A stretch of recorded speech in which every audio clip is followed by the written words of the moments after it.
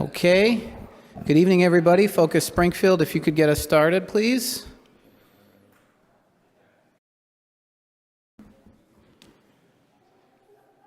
Okay. We're going to call this meeting of the City Council to order. Madam Clerk, would you please call the roll? Councillor Walsh. Absent. Councillor Allen. Present. Present. Councillor Delgado. Present. Present. Councillor Click Bruce. Absent. Councillor Govan. Absent. Councillor Brown. Absent. Councillor Davila. Absent. Councillor Curran. Absent. Councillor Santinello. Absent. Councillor Edwards. Present. Present. Councillor Whitfield. Absent. Councillor Perez. Absent. Councillor Fenton. Present. Present. Madam Clerk, Councilors Walsh, Govan, and Whitfield and Brown are participating remotely. Councilors, with the new iPad system, I think you need to raise your hand in order to be able to be heard. So if you could just raise your hand, that'll give me the option to unmute you, and then you can be heard for the roll call, please, if you could. Councilors Walsh, Govan, Whitfield, and Brown.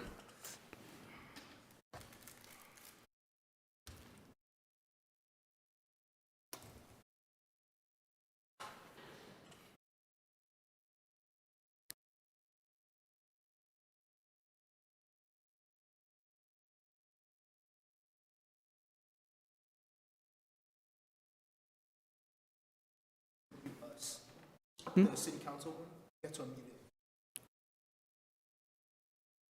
Can you come show me that, George?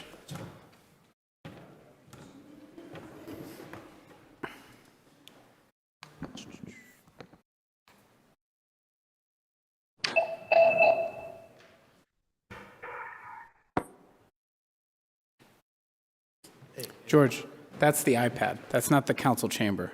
It's not the. No, when you unmuted that, that's the iPad, not the council chamber. It's that one that's got to be unmuted.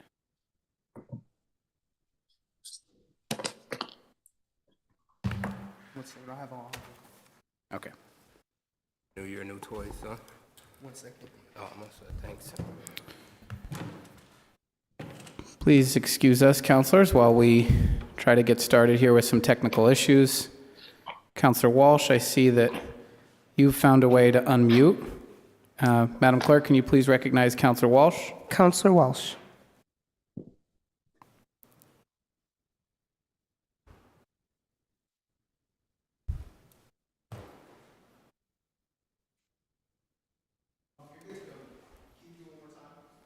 Yes, okay. Now I think councilors should be able to hear me. So what we were saying is that there are 5 councilors attempting to participate remotely, Councilors Walsh, Govan, Whitfield, Click Bruce, and Brown. And in order to be recognized, you need to unmute yourself or raise your hand so that I can unmute you, and then the clerk will recognize you. So, Madam Clerk, could you recognize Councilor Walsh, please? Councillor Walsh.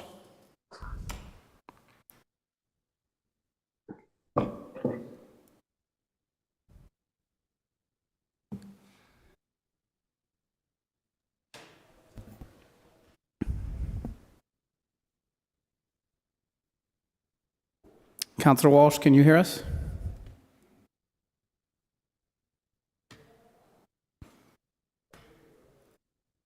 Okay, we're going to call a 3-minute recess for the council while we sort out this IT issue. Thank you.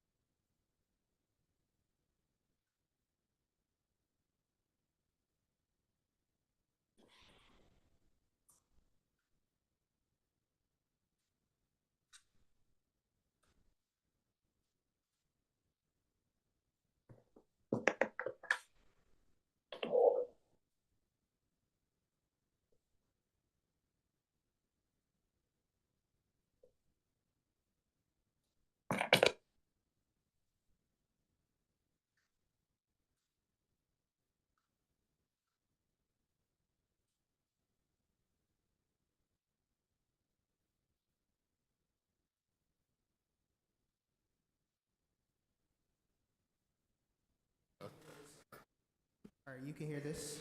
1, 2, 1, 2. On your end, no? All right.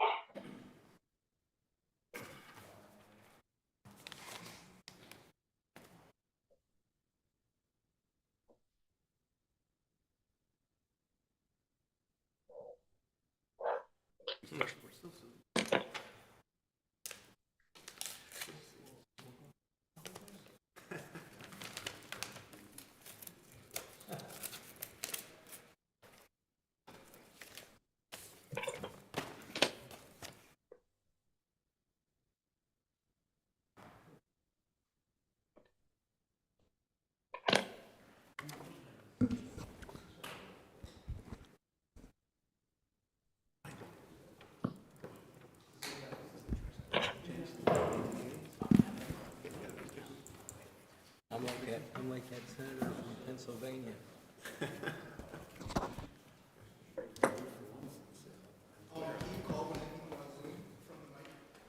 Can I do what? You just announce for the people on Zoom to unmute.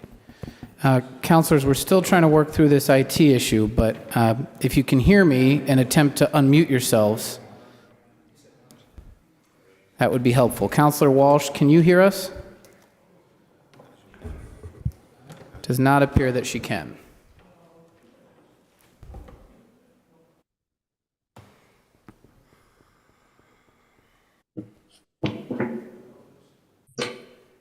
All right, tell them to talk now. Can you hear me? Can hear you, yeah. Okay. Yes, now we can hear you, Counselor Whitfield. Counselor Govan, can you try to unmute?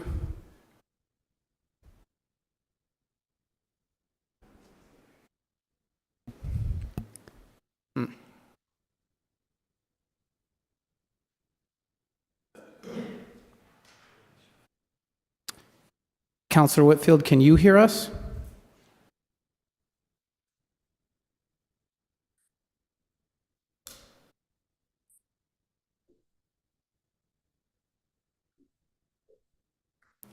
Counselor Whitfield, can you hear us?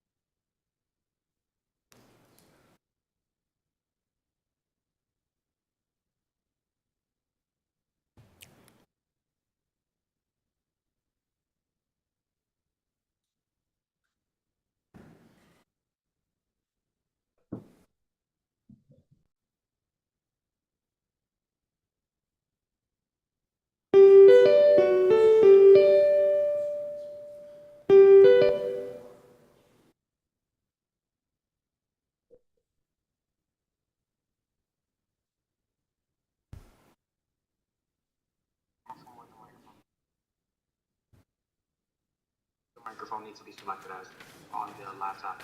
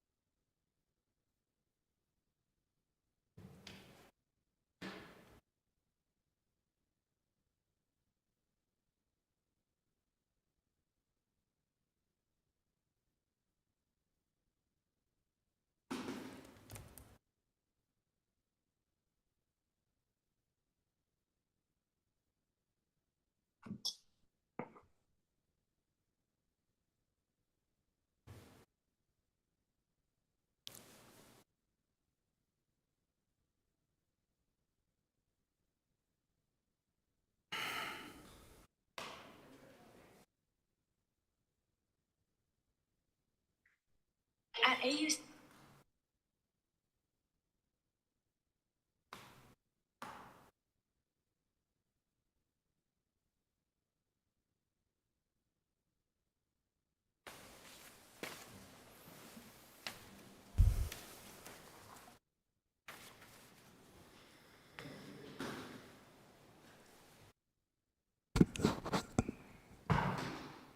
Okay.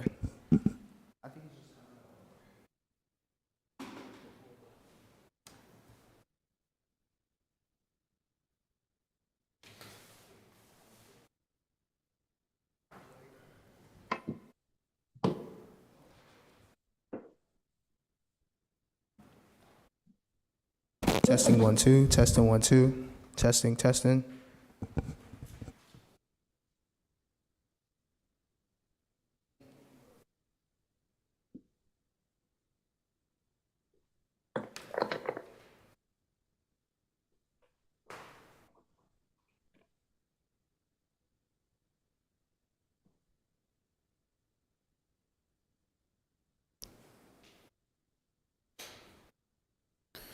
I'm going to give this a few more minutes, counselors, to try and sort this out. Apologize, we can't start this meeting on time. We do not have a quorum present, so we need the remote participants in order to conduct the meeting. We did a dry run of this a couple weeks ago, no issues, so.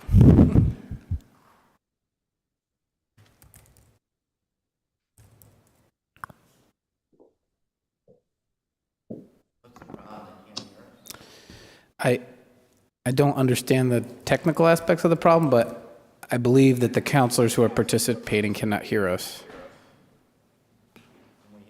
And we cannot hear them. Hear you. Can you hear me? I can hear you. Yes, now I can. I can hear you. Okay. I think we're good. Okay. Thank you, Focus, for helping us sort that out. Madam Clerk, can you please recognize Councilors Walsh, Govan, Click Bruce, Whitfield, and Brown? Counselor Walsh? Present. Present. Counselor Click Bruce?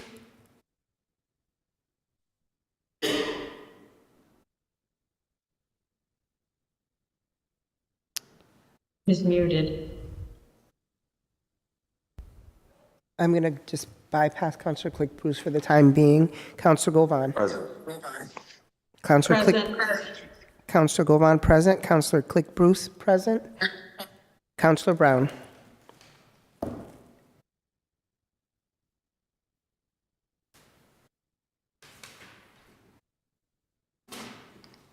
Counselor Whitfield? Present. Counselor Brown, present. Counselor Whitfield? Counselor Whitfield says she can't. Okay, now I can.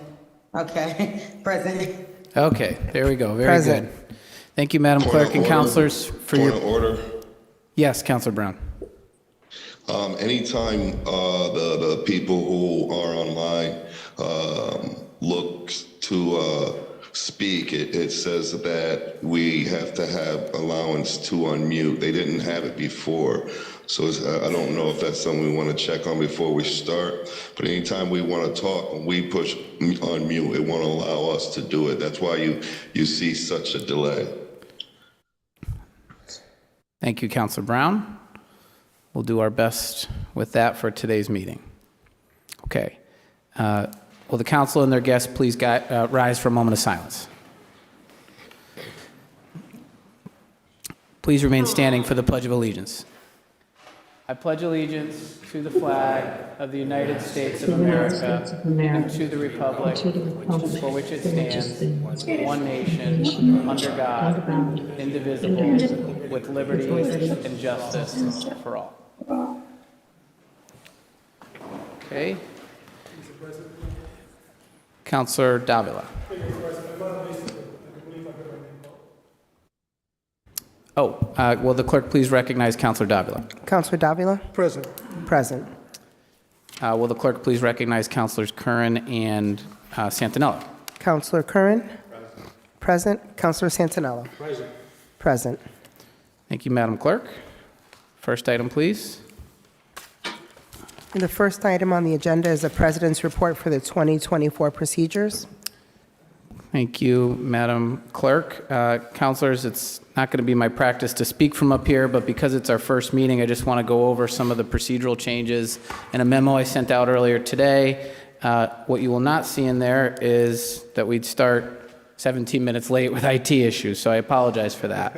I'm going to go over it very quickly. The first change is we're going to attempt to hear all grants under $100,000 all at the same time.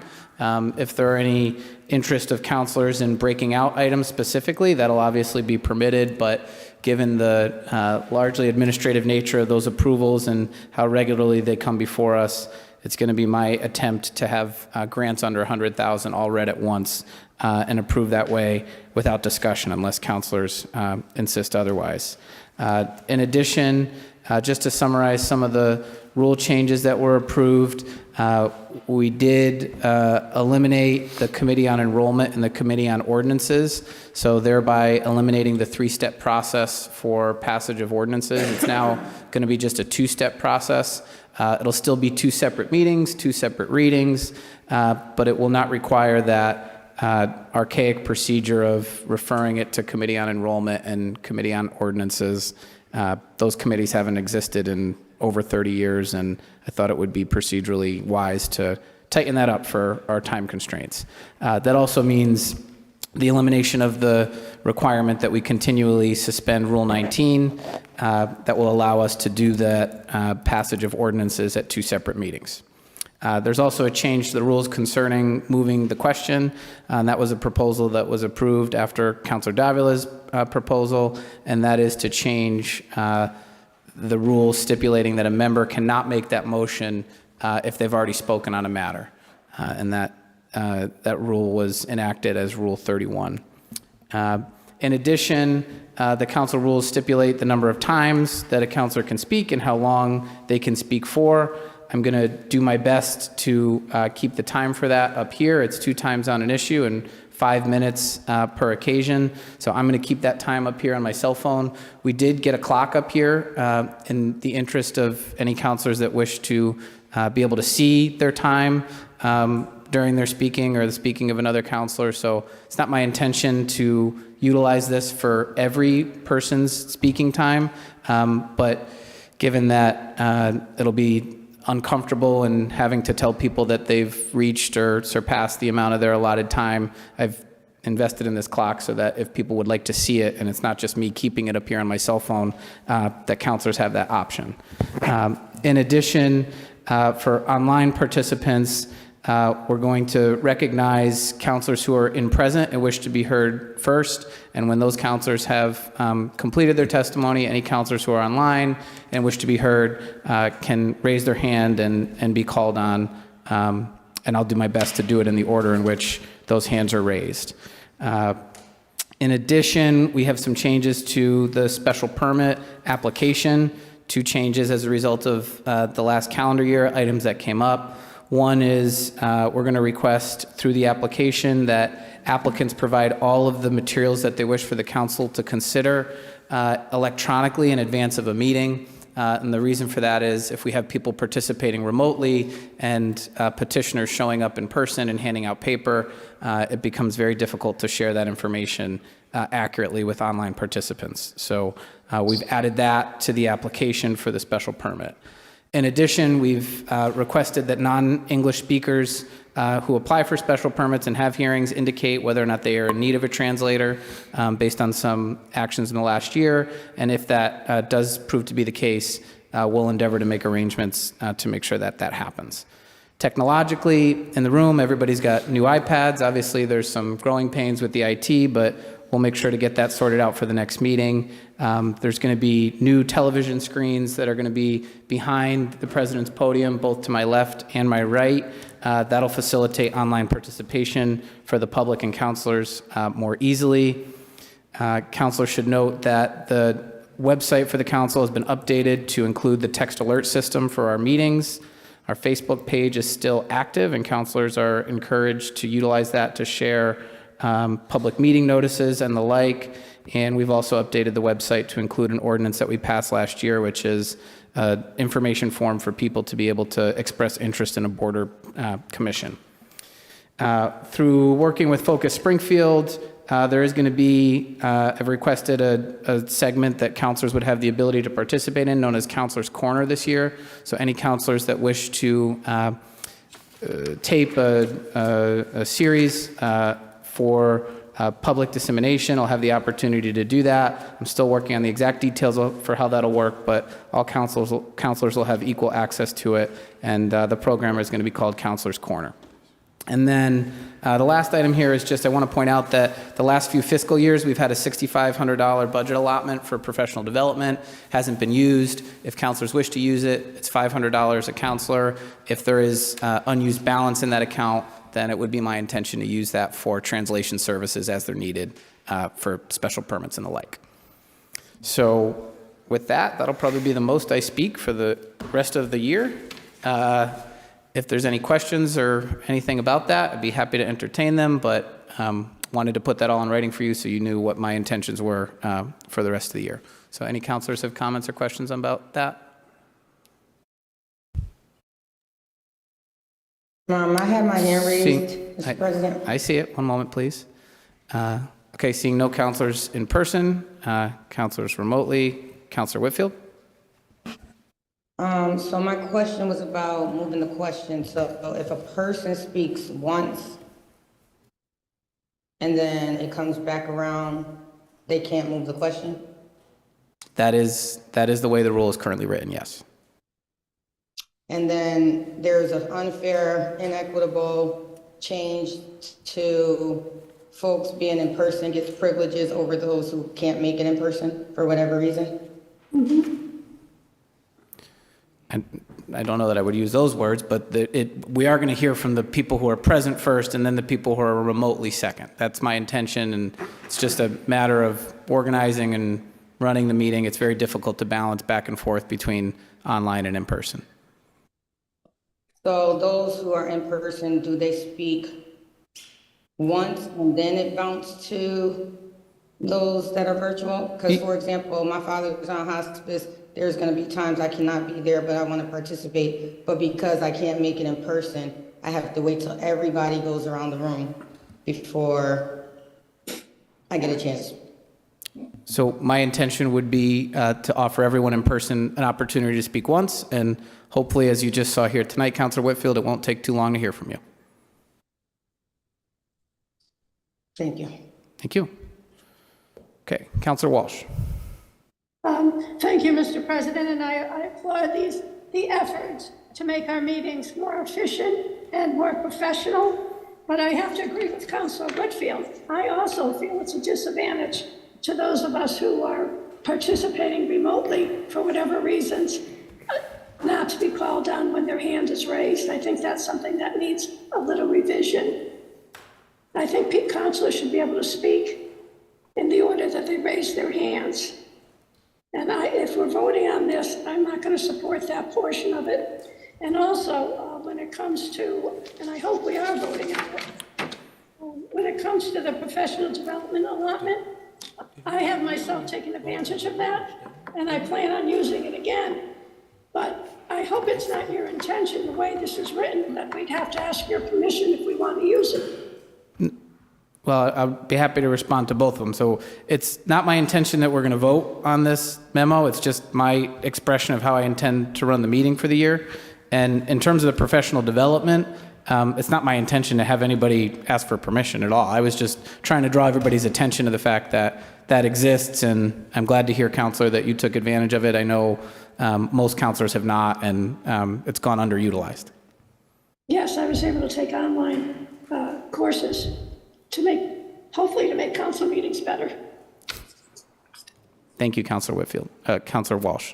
Counselor Govan. I think we have to give more thought to remote and in-person participation, to be fair. Thank you, Mr. President.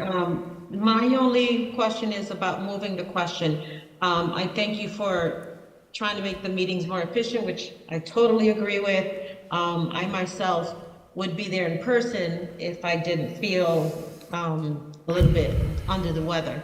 But I agree with that part of it. Now, the moving the question, so what you're saying is that if you speak on a topic, then you can't move the question after? Yes, that is, I think, an accurate reflection of the change to the rule. I can read it to you if you'd like. No, I was under the impression when I looked at it earlier is that you can't move the question after, in that moment. So let's say, for example, everybody in the council is talking about a certain agenda item, and almost everybody speaks, and then everybody keeps going and going and going, and nobody can move the question. So the actual amendment reads, a council member may not move the question if said member has spoken on the issue during the turn in which said member's motion to move the question. Okay, that's what I understood then. So everybody could speak, but if I'm sitting there after 30 minutes of having heard everybody else speak the same thing almost always, then I can move the question as long as I don't debate before I move the question. That would be my interpretation, yes. And I'll Thank ask you. That's Councilor what I thought. Davila, I'll ask Thank you. Councilor Davila to confirm that that's also his opinion as he was the author of the amendment. Thank you, Mr. President, and good evening to everybody and the councilors. And please allow me to welcome the two newest members to the council, Councilor Santinello and Councilor Delgado. I look forward to serving with both of you and everybody else on the council.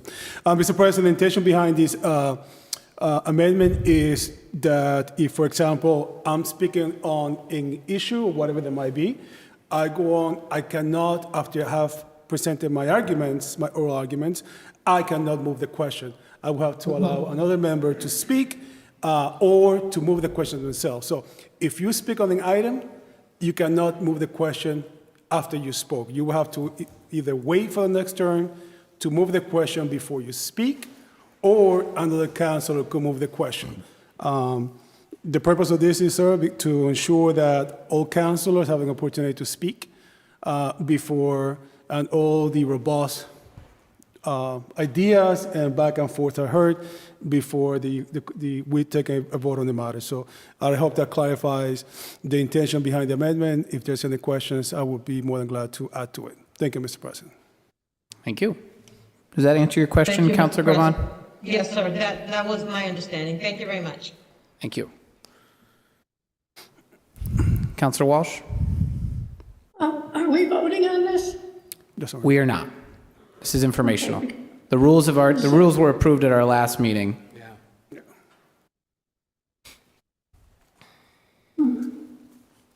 We can make changes to the rules at any time during the year if councilors would like to make proposals in the future. And to that point, our next item is a proposed administrative rule change from Councilor Whitfield.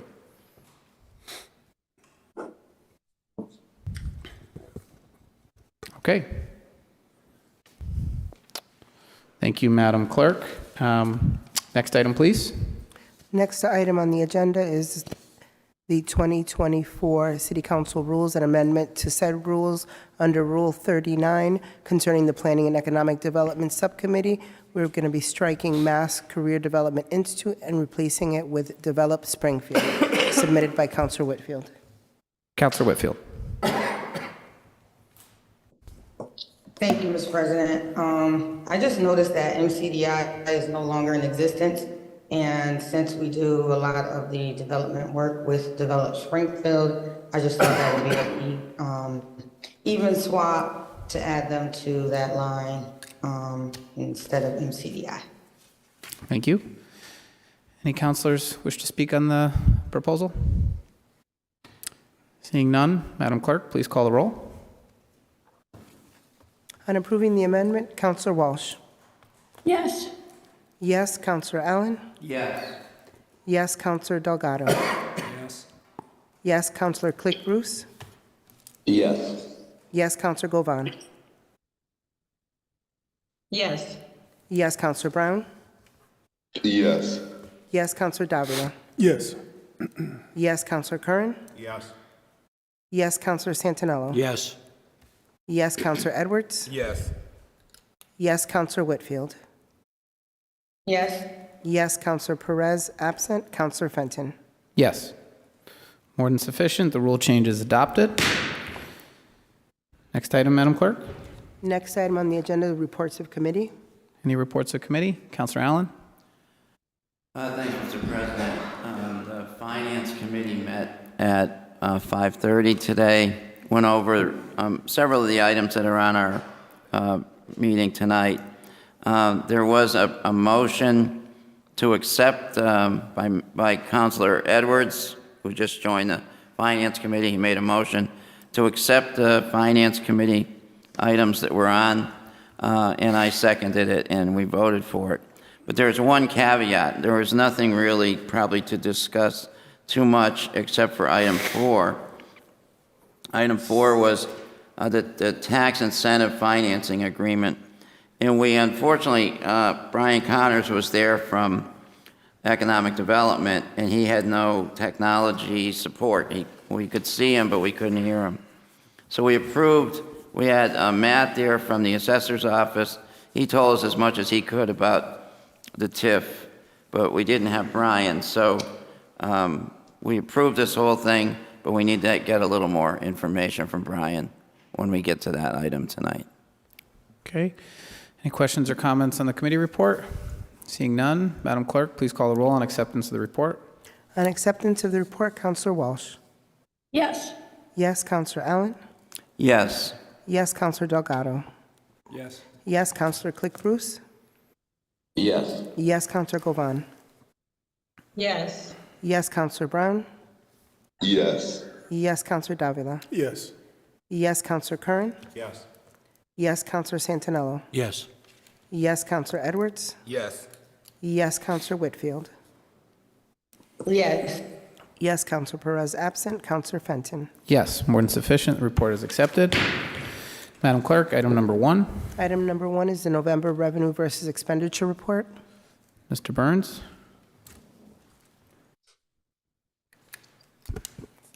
Thank you, Mr. President. Patrick Burns, 90 Clement Street, Springfield. Tonight, I'm presenting the November Revenue versus Expenditure Report. It represents the first 5 months of the fiscal year. As of that date, we have spent $401.6 million, or 44% of the budget in terms of revenue, and expenses of $435 million, or 48% of the budget.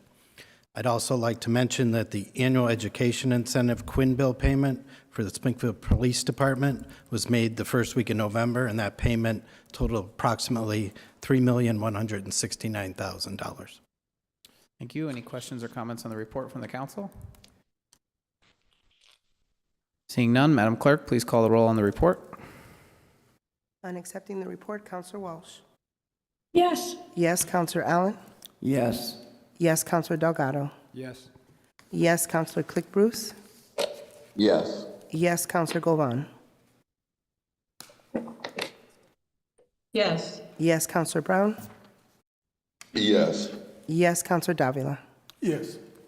Yes, Counselor Curran. Yes. Yes, Counselor Santinello. Yes. Yes, Counselor Edwards. Yes. Yes, Counselor Whitfield. Yes. Yes, Counselor Perez, absent. Counselor Fenton. Yes, more than sufficient. Report is accepted. Item number 2, Madam Clerk. Next item is Elaine Circle Private Way Conversion Petition. Is anyone here to speak on this item? Mr. Signoli or otherwise? Hector Velez, DPW Springfield Engineering Department. Thank you. Thank you, Hector. You have the floor.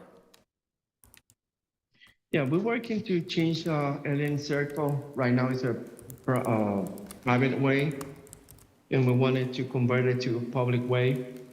It's a subdivision that was finished a few years ago. We have around 20 houses. It's about 1,000 feet of street, and the requirement is complying with the city of Springfield to be a public way. Thank you, Mr. Velez. Any comments or questions from the council?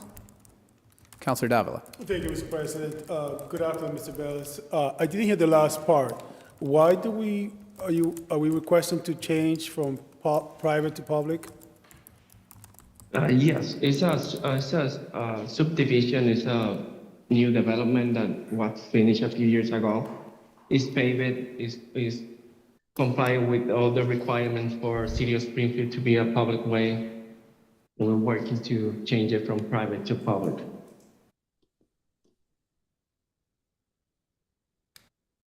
I get that, but it's been private for way some time. I'm just kind of curious why. I mean, it's not a lot of land. I'm just kind of curious why. Oh, because if we're trying to change all the private to public, we're trying to do that a few years now.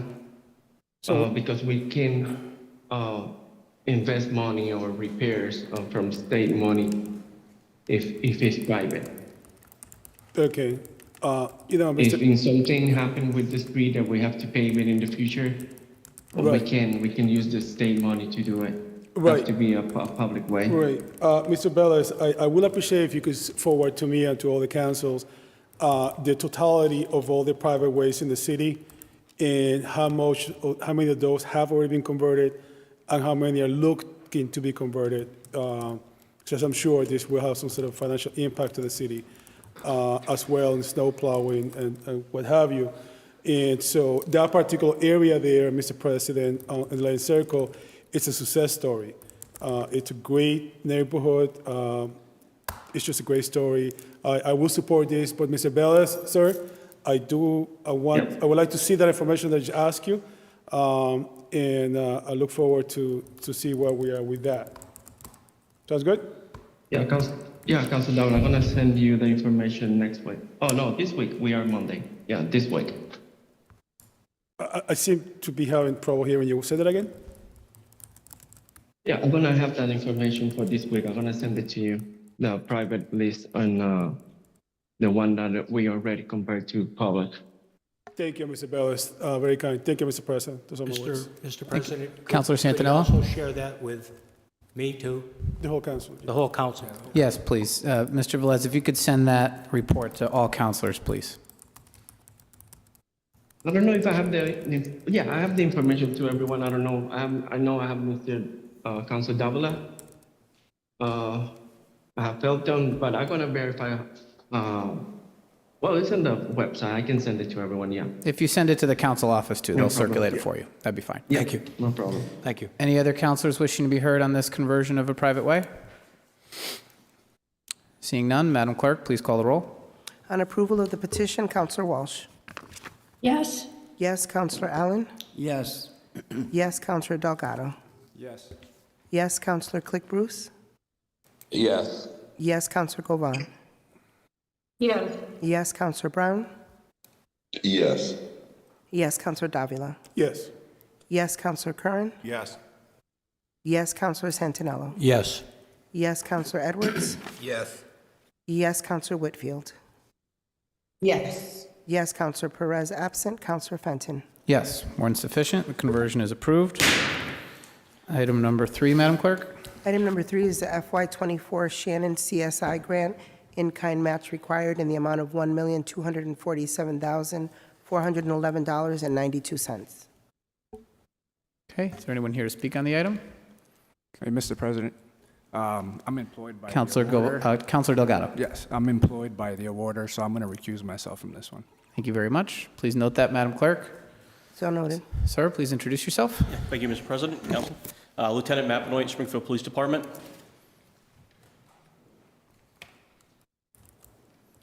And I'm here today requesting acceptance of the Shannon Community Safety Initiative grant awarded from the Executive Office of Public Safety and Security.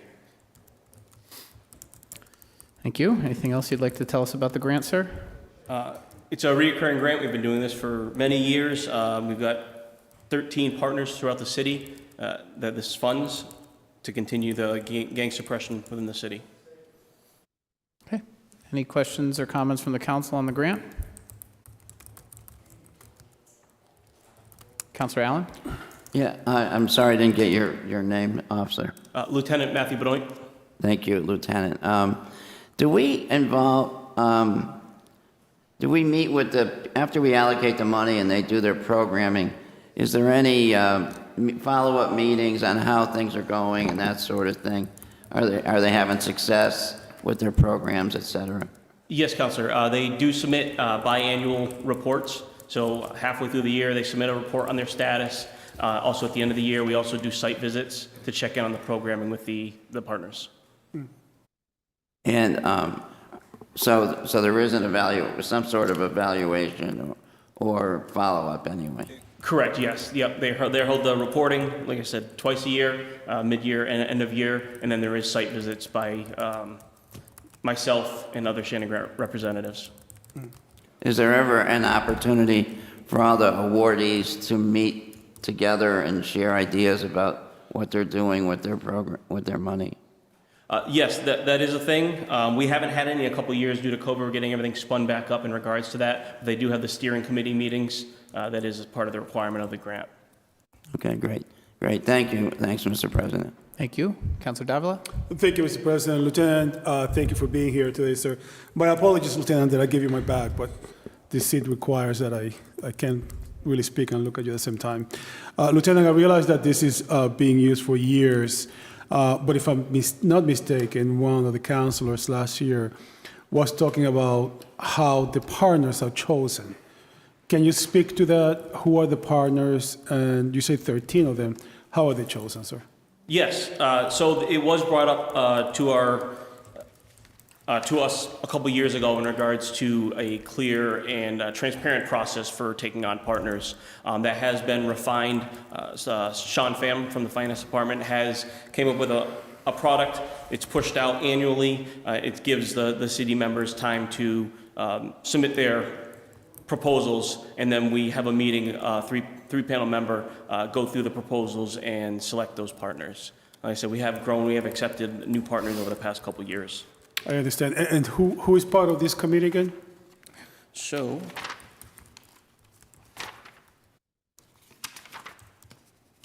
one sworn officer, that was myself as a representative, employee from the Office of Administrator and Finance, and then one employee of the Office of Technical Assistance and Compliance were the three members that were present for this. Technical assistance and compliance, okay. Is this money for this fiscal year, or is this money required to cover expenses so far? This is this fiscal year, so January to December. I'm sorry, calendar year. Okay. It's January to December. Okay, so and my last question on this, is this specifically for gangs? Yes, so the grant is specifically for the gangs. There's a five-prong approach, multi-prong approach: social intervention, suppression, opportunity provision, organizational change, and community mobilization. So each of these partners brings something different to the table in regards to this. Okay. I do have a few more questions, but I'm going to hold off to the end if Thank you. it doesn't move forward. Thank you, Lieutenant. Thank you, Mr. President. Councilor Santinello? Yeah, Mr. President, through the chair, do you say there's an annual report that comes out? Yes. And who do you give that report to? Does that go to our Public Safety Committee? Do we have a chance to look at that or review it with you? I believe that would be possible. So the report is done online through the state. It goes to, as each partner is responsible for their partner report, and then it goes to the program manager, which is Sean Pham from the city, and that goes to the state where they compile statewide the report. But I believe it's all accessible. The 13 groups that work with you that are chosen, do those ever change, or are they the same 13 for the last 3 or 4 years? So a lot of them are legacy partners. They have been refunded each year. You know, they resubmit, they're refunded. But over the past couple of years, we've had some new partners that have submitted and have been accepted.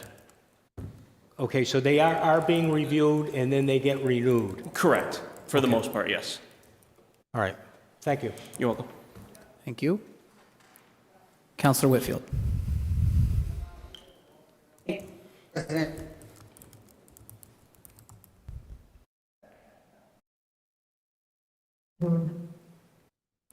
Sorry, Councilor Whitfield, we're having trouble hearing you. I think you need to unmute.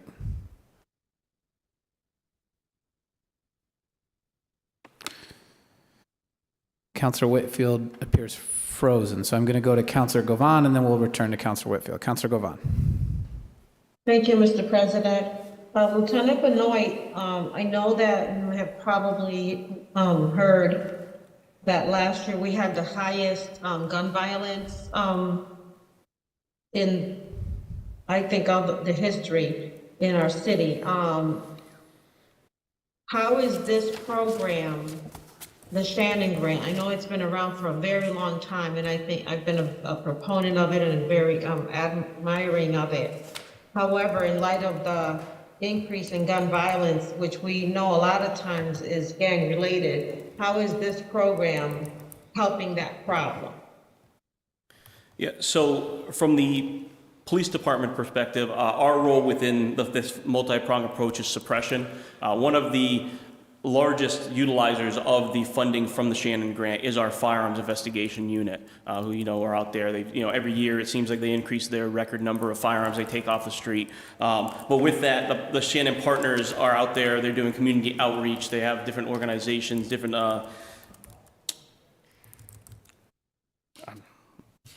trying to find the right words. Let me see here. Take your time. Yep. So, we've got the community outreach, community mobilization, mentor groups and such that the city partners are contributing in. So like I said, for the police department, we're suppression driven, and our Quebec unit, the student support unit, is actually in some of the facilities doing some of the prevention, speaking to the younger kids and so on. So, and that, I guess that leads to my next question. What kind of activities are happening as a result of this grant? I know what probably the police department does, but what about the 13 partners? What kind of activities are they performing? Yep, so I can read you a few, get some bullet points on each organization if you'd like. I can go through. So Kojic Family Services, which was one of our new partners, Mason Square based, they aim to serve 100 at-risk youths. Their services aim to provide community mobilization, provisions of opportunity, social intervention, organizational change development. Greater New Life Christian Center, they have Teen Opportunity Project, summer employment for youths aged 10 to 24, which is the target age bracket for the Shannon eligible youths. They offer first aid CPR certification, workforce development, entrepreneurial and education workshops, and so on. Okay, and so I guess my last question would be, is there, the report that is submitted every year, I've seen those reports, to me, they're very vague, kind of, and they're just numbers, but we see, right, they say the proof is in the pudding. We see the outcome, and last year we had the highest number of murders in the city by gun violence. And just the other day here in Indian Orchard, someone drove down the street, a one-way street, shooting at houses. We didn't hear about that because nobody got hurt, nobody died, but that continues to happen. So I'm just wondering, is there anything that you guys are planning to do to change something so that we can have some different outcomes, so that we don't have the highest, murder rate in the city in years? No, I understand that. I understand your concern there. In speaking with our detective bureau and them doing a roll-up of, the annual violence in homicides, I think it was just under half were gang-related.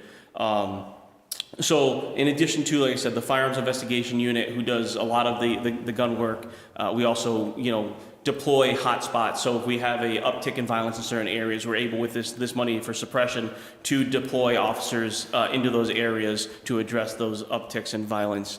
And we are working with the partners, trying to bring the police and the community together and improve relationships throughout the city using the Shannon programming.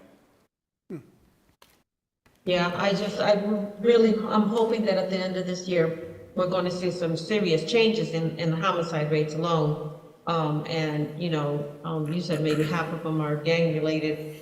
We really need to see some serious changes in this city regarding that. I'm in full support of, the Shannon Grant with the partnership with the police department and the community. but we need to see some better outcomes. So thank you, Lieutenant. Thank you, Mr. President. Thank you, Councilor Govan. Councilor Whitfield? Thank you. Sorry about that, Mr. President. I lost some Wi-Fi connection, so I'm on my phone now. We're, but I wanted we're familiar to, with IT make a issues couple- today, so you're absolved. Okay. I wanted to make a couple points to Councilor Santinello. The process for the application up until about 2 years ago was a closed process. It was invitation only. And then we made a little bit of noise, and then the process became an open process where anyone can apply to receive the Shannon Grant Fund. So that was a good change by the administration. And then I just wanted to ask Lieutenant Benoit 2 questions. The first one, who did you say? And I want the specific names of the folks that are on the review committee, please. Could you repeat that, Counselor? Can you please give me the specific names of who's on the review committee, please?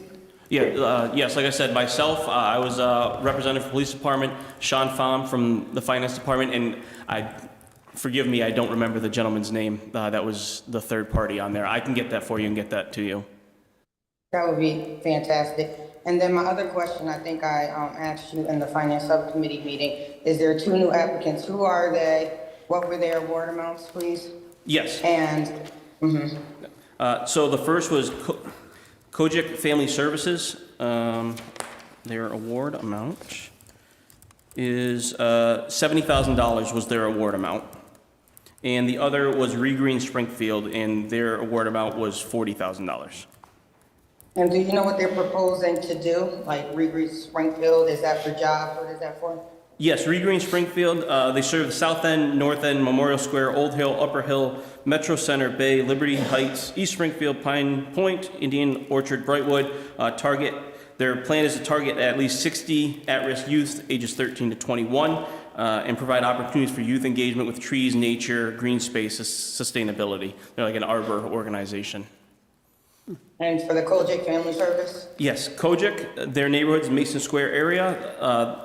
They plan to implement the comprehensive gang initiative, which is that multi-pronged approach, aimed to serve 100 at-risk youth, and serves to provide community mobilization, provisions of opportunity, social intervention, limited suppression, organizational change, and development of currently involved agencies. That's what I have for bullet points on this. I can obviously send you over their full proposals, which is more in detail. Thank you. Yes, I did request that you send the information on all the awardees, and then the one that was declined, do you have the name of that one? Yes, that was actually the Center for Human Development, CHD. And their proposal just didn't meet the gang requirements for the state. Okay. All right, thank you, Mr. President. Thank you. Councilor Walsh? Thank you, Mr. President. Like my colleagues, I have some questions. Some of them you've answered. I was wondering about new partners, and you said there were 2. Yes, the 2 new partners, the Regreen Springfield and the Kojic Family Services. Okay, and most grants usually have criteria. So I'm wondering, does the awarding of this money require a certain outcome? I mean, how do they really measure success? So the applications that they... What if they don't fulfill their goals? Are they then eliminated the next time around? So they're not eliminated. It is, like I said, it is a difficult matrix to meet or to track. You know, how do you measure a negative is really the biggest issue. You know,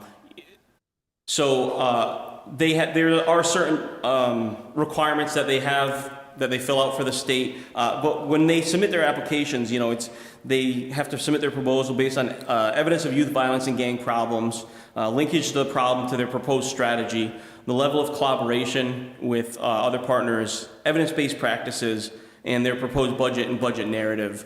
So we have a pretty good outline of what their programs are, and additionally, these programs are supposed to be existing programs. This isn't a startup fund. They have to have... I'm familiar with the grant, yeah. Yeah, they have to have a proven program before they're actually considered. I believe it's 5 years that they have to be operational and show some sort of productivity. But like I'm wondering, as a result of all these, the Shannon Grant, has there been a reduction in gangs? I mean, how would you know that? Well, I can't say that there's been a reduction in gangs. I can say that I would put money out of my own pocket that there would be an increase if we didn't have this money assisting these partners. No, thank you for answering our battery of questions. It's okay. You're welcome. Thank you. Councilor Davila? Thank you, Mr. President. Lieutenant, first allow me to compliment you on your presentation to us, sir. I can see your passion as you talk about this and helping us have a better Springfield, which is the goal of all of us. Let me, if I may, Mr. President, to put things in perspective here. So they want us to accept $1.2 million, $1,247 million towards gang suppression to help address the gang decrease activities in the city, which unfortunately it comes along with a lot of crime, murders, drugs, what have you, in our city. I believe the lieutenant just said, and please correct me, Lieutenant, if I'm mistaken, that in the city, half of the murders are gang-related. Is that correct?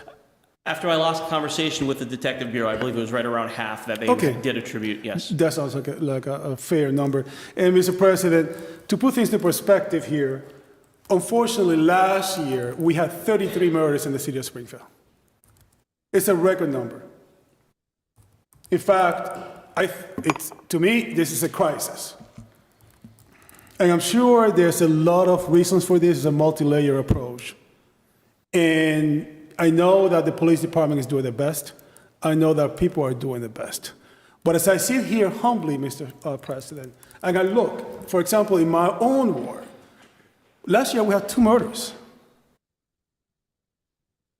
Yeah, I know there's more murders in other wards, other parts of the city. But even 1 murder, Mr. President, is too much. And we all know that. And I don't personally feel any groundbreaking change that is happening. Something is not working. It seems to me, and please, Lieutenant, tell me if I'm mistaken, that we keep doing the same thing and nothing is changing. I don't disagree. I think there needs to be more collaboration throughout the city. Right. The issues that obviously we know what the police department runs into is cooperation, Absolutely. From witnesses and victims. Right. Lieutenant, go ahead. I don't disagree with your point. And Lieutenant, I by no means I'm insinuating that I'm putting all the burden on you guys, because trust me when I tell you, I know you guys are doing your best, and I do think that the police department is really turning around, and we are getting the best department. To me, I like to be optimistic. I think we are in the process of getting the best police department in the country, which I believe we all want and we all deserve, right? And so let me put that out there. I also agree with you that it takes the entire city. So it takes everybody. But my bigger point is, we appear to be doing the same thing, approving on this money, and we are not getting anything back. We're not getting a safer city. We're not getting a safer city. We still have murders, drugs, thefts. You can cherry pick all the statistics. But in fact, I believe that last year, at least if I'm in my own ward, assaults were down, aggravated assaults were down, but motor vehicle thefts were up. And then murders, we had 2 years. And I think that's pretty consistent throughout the city. And call me crazy, Mr. President, but I do think that murder is the ultimate violent crime, right? So I think, Mr. President, that the time has come to perhaps have a little bit more direct oversight on this, how this money is being used. And Lieutenant, my last question to you, sir, because my time is coming up, I'm sure, pretty quickly. Go back to this committee for a second, Lieutenant, if I may. You talked about there's 3 people, one from you, police department, finance, and tech assistance and compliance. How are these people selected and who appoints them? So Sean Pham, who's the grant overseer for the city, he's actually the one that appointed them. He contacted me as the representative from the police department, and he contacted the other individual. That was the process in regards to that, sir. But I don't think you answered my question. How are these people selected? Who says you sit in this committee? Or is it just guys that get together and decide? I don't know how Mr. Pham appointed the third individual. Like I said, as this being a police department grant, I am the grant representative from the department, so I was selected for that. No, I understand. All right, thank you. I'm going to thank you, Lieutenant, and again, thank you for your service. Mr. President, I'm going to conclude with this and make a humble suggestion, sir. It will seem to me that we need, one, clarity how these people were appointed to this committee, and two, that perhaps either it's with the Public Safety Department or a member of the City Council in this group to have a little more direct oversight, because again, as I sit here, I don't see the bang for a bucks on this. Thank you, Mr. President. Thank you, Councilor Davila. Councilor Whitfield?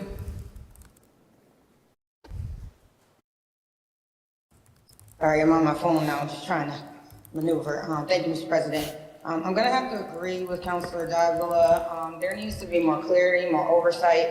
I think that it's great that we have programs out there that has been working on this for a long time, but the murder rate last year was 31 murders. So with that, I don't know the proven success rate of the Shannon Grant and where we're seeing the successes but in 2023, I would not call that a successful year at all whatsoever. And so I think we do need to take a deeper dive and have more oversight into the organizations that are getting this funding, make sure they're doing the work that they say they're gonna do, and hold everyone accountable. And if folks are not meeting their goals, if the rate is not being reduced, because I mean, you could use 60 cases, but they can be the same children that you, or young adults or adults that you use year over year over year. And maybe they've gotten better and then the target population needs to change. And so if we don't have direct oversight, names of the work that they're doing, names of the caseload, then it's really difficult to say if the programs that they're even offering are successful programs. Like, I'm not really sure that that is true. And the selection process also should have some community input, maybe some city council input, so you could have a fair and equitable review process. We can't always keep using the same folks in City Hall to make the decisions for the whole community. That too is also not a fair process. I just have one more comment. I know there's one program that does outreach, which I think we should use more funds for outreach than suppression and overtime. But I know a big chunk of it has to go to overtime, but suppression, we need more outreach, and that is, I think, Missions Inc., and I just wanted to know what their award amount is. Yes. They actually, so I can tell you that they did get an increase this year from previous years because they were showing results at the end of the year. Previous years, they weren't. I know they've only been a part of the program, I think, the last 3 years. Year 1 and 2 were COVID years, so it was kind of difficult. But this past year, they did show more results, so they were increased. Their award was $60,000 this year. 60,000, okay. Because yeah, which that is the it was one up. organization that I'm sorry. Go ahead again. That is the one organization that I do see the boots on the ground, that I do see the work is getting done. And so when we consider what services that we're going to provide, we need to really, really look to more outreach, because that's where you talk to the individuals, that's where you get the work done, that's where you use mediation skills. And I just wanted to make sure that when the process is done, that it's a fair and equitable process. I'm just not understanding how a new organization comes in and get more than an organization that has a proven record. So that really, I don't know, I'm a little bit baffled by that. So that was a $25,000 increase from previous years for them. No, I understand, but my comment was, I don't understand how a new organization would come in and get more than an organization that has a proven track record or a proven record. I think they should come in at a lesser amount, prove themselves, and then get an increase. So when the new ones come in, everyone asks for X amount of dollars. I believe the top is $100,000 for the Shannon Grant, and so based on what their ask was, typically a percentage off of what the ask is coming in. So I think like the Kojik Family Services, I believe they asked like $130,000, so they were approved at $70,000. So they didn't get their full ask amount, which was the same for Mission Inc. when they came in. Like I said, over the last couple of years, they've had a build up, and last year was their most successful year, so they were able to, we were able to increase their award amount. Well, if their maximum amount is 100,000, then folks shouldn't even be allowed to apply for more than that. So then that their average amount that they are awarded would be more fair and equitable to those that's already doing the work. Thank you, Lieutenant. Thank you, Councilor Whitfield. Mr. President. Councilor Santinello? Lieutenant, you had mentioned the Firearms Division in the Police Department? Yes, sir. The Firearms Division, does that have any other components like narcotics? So, as I'm sure you're aware, the Firearms Investigation Unit was formerly the Narcotics Unit. So they have members of the Firearms Investigation Unit, that are members of task force, like the DA Safe Task Force and CINRET and so on, because of the global reach of narcotics issues. They're more of a task force driven. So their main focus, because of the uptick in firearms over the last few years, they were rebranded for specifically firearms investigation, but they do also deal with narcotics. Any other components of the Firearms Division? Off the top of my head, no. I know they do the licensing, liquor licensing. They do the oversight for that as well. Prostitution, they deal with all those vices, if you will. What their main focus is the firearms. Thank you, Lieutenant. Yes, sir. Okay, thank you, Councilor Santinello. Seeing no further questions or comments from the Mr. President, I council. just have a quick request, if I may. Not if I may. You may, but you've spoken twice No, so just have far. a So if you want to make a request. motion, you can make a motion. Well, I but- just have a request for if they can send us a report of the Shannon grant, that's all. Can you say I that was going to again? ask if we can, request that we get the report of the Shannon grant, that's all. Yes, Lieutenant, could you please send us that full report, including the information requested by Councilors Davila and Whitfield, to the council staff so it can be circulated? Yes, Mr. President. Including those application materials? Thank you. Yes. Thank you. Okay, any other councilors? Seeing none, Madam Clerk, please call the roll on approval of the grant. On approval of the grant, Councilor Walsh.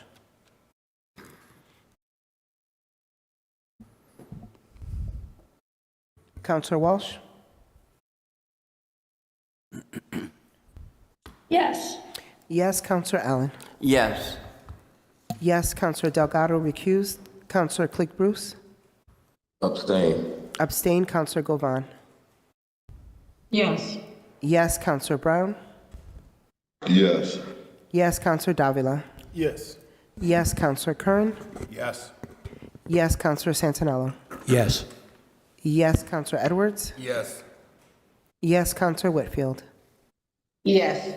Yes, Councilor Perez absent. Councilor Fenton. Yes, more than sufficient. Grant is approved. Item number 4, Madam Clerk.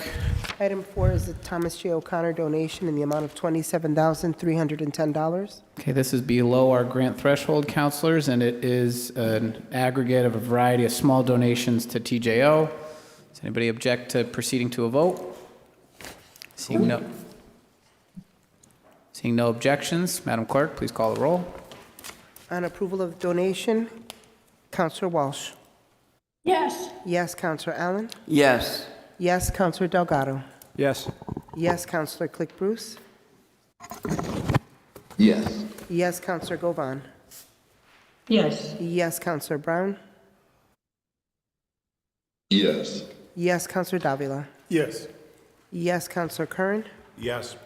Yes, Councilor Santinello. Yes. Yes, Councilor Edwards. Yes. Yes, Councilor Whitfield. Yes. Yes, Councilor Perez absent. Councilor Fenton. Yes, more than sufficient. Donation is approved.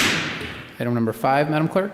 Number 5 is an order authorizing execution and a delivery of a tax incentive financing agreement for the Performance Food Group and the properties known as 1982 Roosevelt Avenue. Okay, Mr. Connors.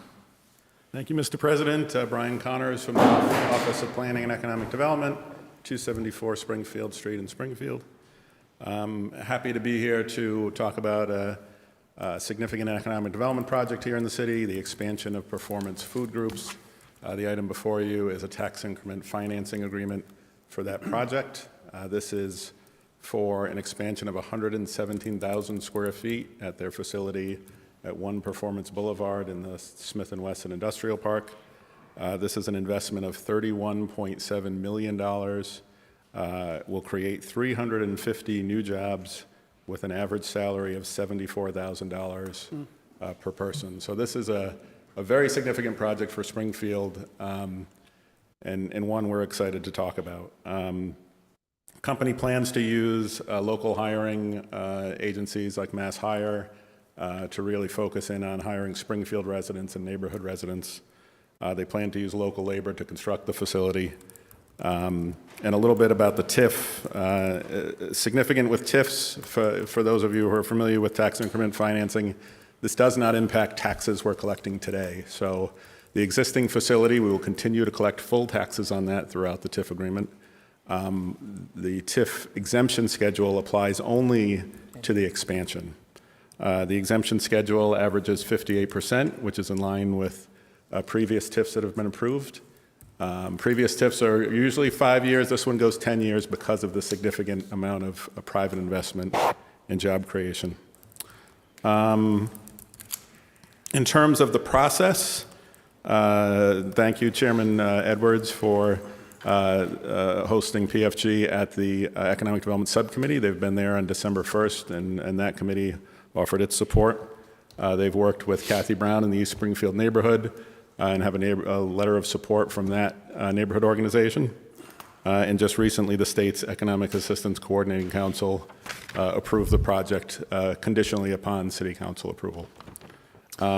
With me, I have representatives from Performance Food Group. If the council allows, I'd like to introduce Tammy Gardner to introduce her team and talk a little bit about Performance Food Group. Please, if you could be brief, ma'am, and then we'll get to council questions. Good evening, Mr. President, City Council members and staff. I'm Tammy Gardner, as Brian said. I'm the Corporate Vice President of Tax and Business Incentives for Performance Food Group, and I'm joined by Jeff Derrick and Michelle Barbino. Jeff is the president of our facility here in Springfield, and Michelle works with me in the incentive space. I just wanted to tell you a little bit more about Performance Food Group. Brian, thanks for that overview. We are a nationwide food distributor, distributing food and beverage and food service supplies to food service operators all across the United States. The Springfield location is what we call a broad line distributor, whereby they distribute a broad line of products from mops to plates to custom cut meats. So it's a one-stop shop for a food service operator. We have been an employer and a taxpayer in Springfield for over 50 years. And as such, support many local vendors and many local customers. Some of the names you might recognize: Frigo's, Big Y, The Big E, UMass, Antonio's Pizza Group, all places that many of you enjoy dining in regularly. We employ 565 people today. Over 25% are Springfield residents. And currently, we are funneling into the local economy about $42 million a year in payroll, and with this growth, that will grow to $68 million. So that's a nice increase for the local economy. We have a very diverse and inclusive workplace, and with 6 languages are spoken within our facility, which we're pretty proud of. We are just at capacity, and so we really have 2 choices. We can look for a move, right, potentially out of the city, or expand. We own the land that we're on, or expand in place. And we really, our preference is to expand, mostly because we have great associates that we want to keep, and we have great highway access where we are. This expansion will give us about 50% more capacity. We would start construction this spring and hopefully complete by summer 2025. And as Brian said, we definitely plan to use local contractors for our site work, our plumbing, our electrical, HVAC, et cetera. And again, to reiterate what Brian said, all the taxes we pay today, we will continue to pay. Over the term of the TIF, we will also, it's not 100% abatement, right? So we'll continue to contribute additional taxes. Roughly $2.1 million in additional property taxes will be paid over the term of the TIF. And then once the TIF is over, we estimate that the annual taxes will be about a little over $1 million a year. So we believe the project's a win-win for us and a win-win for the city. We hope you'll vote in favor tonight for our project, and with that, we'd be happy to answer any questions. Thank you very much. Councilors? Mr. President, Councilor Santinello. I know that Brian mentioned about hiring local, and I think that's extremely important. I love the idea of this project, the number of employees it will continue to hire, the tax base will increase, but I like if there's a possibility of hiring more local people so we can keep that money within our community also, and provide financing for home ownership in the city of Springfield. So I just hope that happens. We expect it to. Thank you. Thank you. Councilor Delgado? Thank you. I agree with Councilor Santinello on the employee piece. My question here is, it's 350 jobs. Is that 350 jobs right off the bat, or is that phased? That's over the term of the TIF. Okay. All right. And to your point, you said how many folks currently are Springfield residents?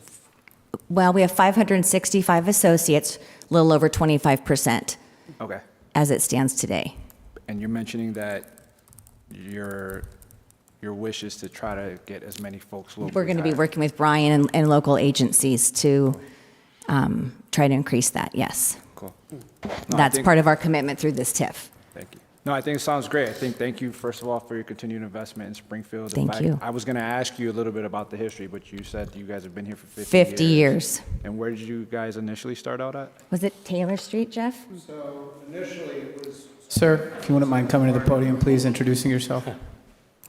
Thank you for allowing me to address you. So initially we were in Taylor Street. Years ago, I believe it was called Sugar Foods, and then it was Springfield Food Service, and then Performance Food Service since then. Got it.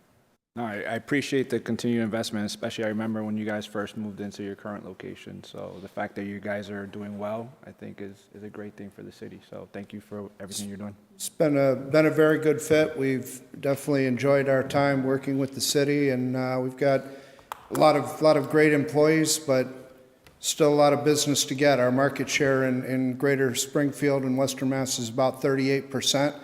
So we'd prefer to take that from companies that might be in Connecticut or other areas and grab that business and keep all those monies in Western Mass here. Who are your biggest competitors in the region, if you don't mind me asking? Our two largest competitors would be U.S. Food Service, which is out of Norwich, Connecticut, and Cisco Food Service, which is out of Rocky Hill, Connecticut. All right, cool. Just curious. Thank you. Thank you. Councilor Davila? Thank you, Mr. President. I just want to make a quick observation. But before, I believe they said the average salary is $75,000. 74, yes. 74, okay. That's very good. That's like music to my ears, Mr. President, so particularly for this region. I just wanted to, if I may, share a quick story, because I do believe that people need to be complimented when they have to. First, I would be very happy to support this. I think this is a great success story. But allow me to tell you, sir, that in my official capacity of my private employer, I recently visited your facility here in Springfield for an emergency. And there's one thing that really caught my eye, and that is, one, the level of caring that the other co-workers had with this injured person. Two, they all look happy. They all look like genuinely enjoy being there. And of course, being myself, I asked, do you like working here? All of them told me, we love it here. They treat us great here. And that was from within their heart. And I could really see how tight these guys were, and they were producing, they were really working hard. So my compliments on the work culture. I think work cultures are critical. And my observation at those brief moments was that you do have a strong work culture. And that produces, of course, steady jobs, higher performance, and better margins at the end of the day, hopefully. So my compliments to you for that, and I will be very happy to vote on this. Thank you, Mr. President. Thank you, Councilor Davila. Councilor Allen? Thanks, Mr. President. Brian, in a TIF like this in the past where we've had a job component and a tax component, we had to keep track of the jobs, et cetera, the job growth. What do you got in place? Have you got something in place to keep counting the jobs, if you will, at certain points in time? Yeah, so TIFs are a partnership with the state, that EACC, Economic Assistance Coordinating Council. So basically, they're required to file an annual report, and their TIF is approved with a schedule of when those jobs are to be created. So that job creation is done over a period of, I think in this case, 8 years. And then they have to annually report that to us. We get a report from each company that does a TIF, so we can keep track of it. Should they not meet those merits, should they not meet the investment merits, we have the ability to decertify the agreement and claw back the incentive that was granted. Okay. And the state, that's part of their state filings? Yes. Okay. Thank you. Thank you. Councilor Brown? Thank you, Mr. President. I just have a quick question as far as the contractors you're using for particular projects and you're hiring. If I could have maybe a contact so I can push it forward toward, maybe some minority contractors and maybe some people in the area that might be looking for employment. Is there a contact that we can have for that? Yes, Counselor, we'd be happy to follow up and provide a contact internally at our corporate office to you. Okay, then what would they have to do as far as if a contractor or someone wanted to come and bid on an actual job? Someone within, our construction management division would have to speak to that. I can't tell you what the criteria is, but I know we do have a competitive bid process. Okay, so you have you use your own, pretty much your own department that does it. Right, we have a construction department, but they don't do the construction, but they handle all of the bidding for all of the general and subcontractor work.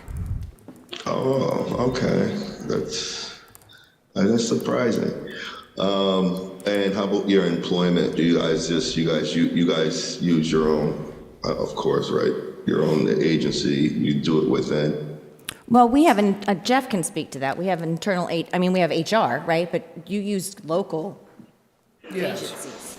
Yes, so we use a number, get involved a lot with mass hires. There are veteran employment meetings that we go to. We do a lot with some of the local technical schools and things of that nature, trying to get diesel mechanics for our fleet shop, people in maintenance.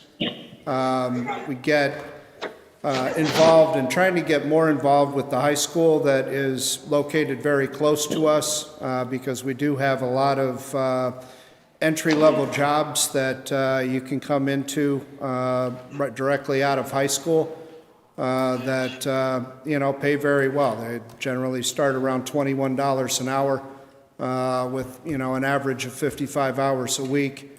So somebody can come out and earn a very good living. We're involved in the number of tractor trailer schools for hiring as well, and those jobs start at $93,000 a year right out of school. So that's kind of where that $74,000 average starts coming. But our philosophy, and I appreciate Councilor Davila's comments. Our philosophy is really around building a family. I've been here for 20 years within this building in various capacities. And so I don't like to call it that we're hiring people for jobs. We're trying to hire people for careers. So somebody may come in starting working in the warehouse.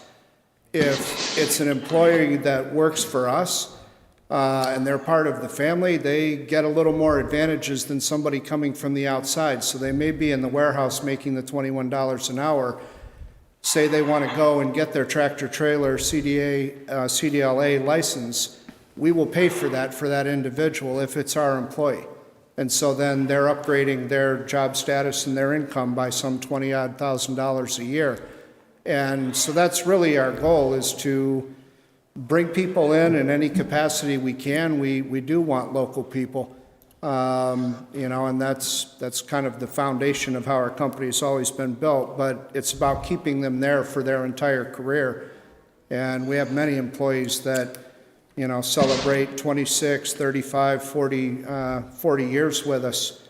I'm fortunate enough to send out anniversary cards every month and birthday cards to all my employees with notes in them, and it's very encouraging, to your point, how much people like working with us and that they stay with us for the time that they do.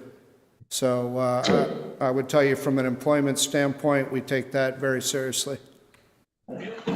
Now, what is the youngest? Could you guys have like a summer? Is that something you couldn't do with summer help with the youth? Is there a certain cutoff? So there is a certain cutoff. You do need to be, past high school. Doesn't necessarily mean you have to have a high school degree. It could be a GED. Some jobs don't necessarily require that, but you have to at least be over the age of 18 for any job that we offer. Some, for drivers and such, have to be 21 because of the interstate commute and everything. Well, I don't mean to, I understand. The thing is, if you can possibly get maybe me and some of the counselors some of the job openings, because it just seems kind of low, the amount of Springfield residents that are employed there. I'm sure I'd love to give you a hand as far as referrals, and I'm sure some of my colleagues come across a lot of people who would love to come and work for you guys. So if there's a way, you can give me and my colleagues some of the possible job listings, and we can probably help you out with getting some more Springfield residents. I would. Thank you, Mr. President. Yes, Councilor, I would absolutely support that. With the challenges of finding people to come to work and the number of bodies we're going to need, I would support that 100%. And the contractors, if you may, the actual information where I can actually get in contact with the contractors also. Because I'm sure we want to make sure some of these our local contractors also obtain some work. Thank you, Councilor Brown. Thank you, Mr. President. And Mr. Connors, if you could please share the TIF ordinance with the applicant after this, so they have access to some of the stipulations, including the 35% Springfield hiring for contractors on construction of the improvements. The TIF ordinance is reflected in the agreement. Yes, thank you. Councilor Whitfield. Thank you, Mr. President. Brian, does the TIF also require the same REO diversity requirements, or just the resident requirement? That's within the TIF ordinance, which we reflect within the agreement. So they're aware of the policy and it's in the agreement. Oh, the TIF policy says 35% Springfield residents? I believe it refers to the REO, off the top of my head. The entire REO? For public construction projects.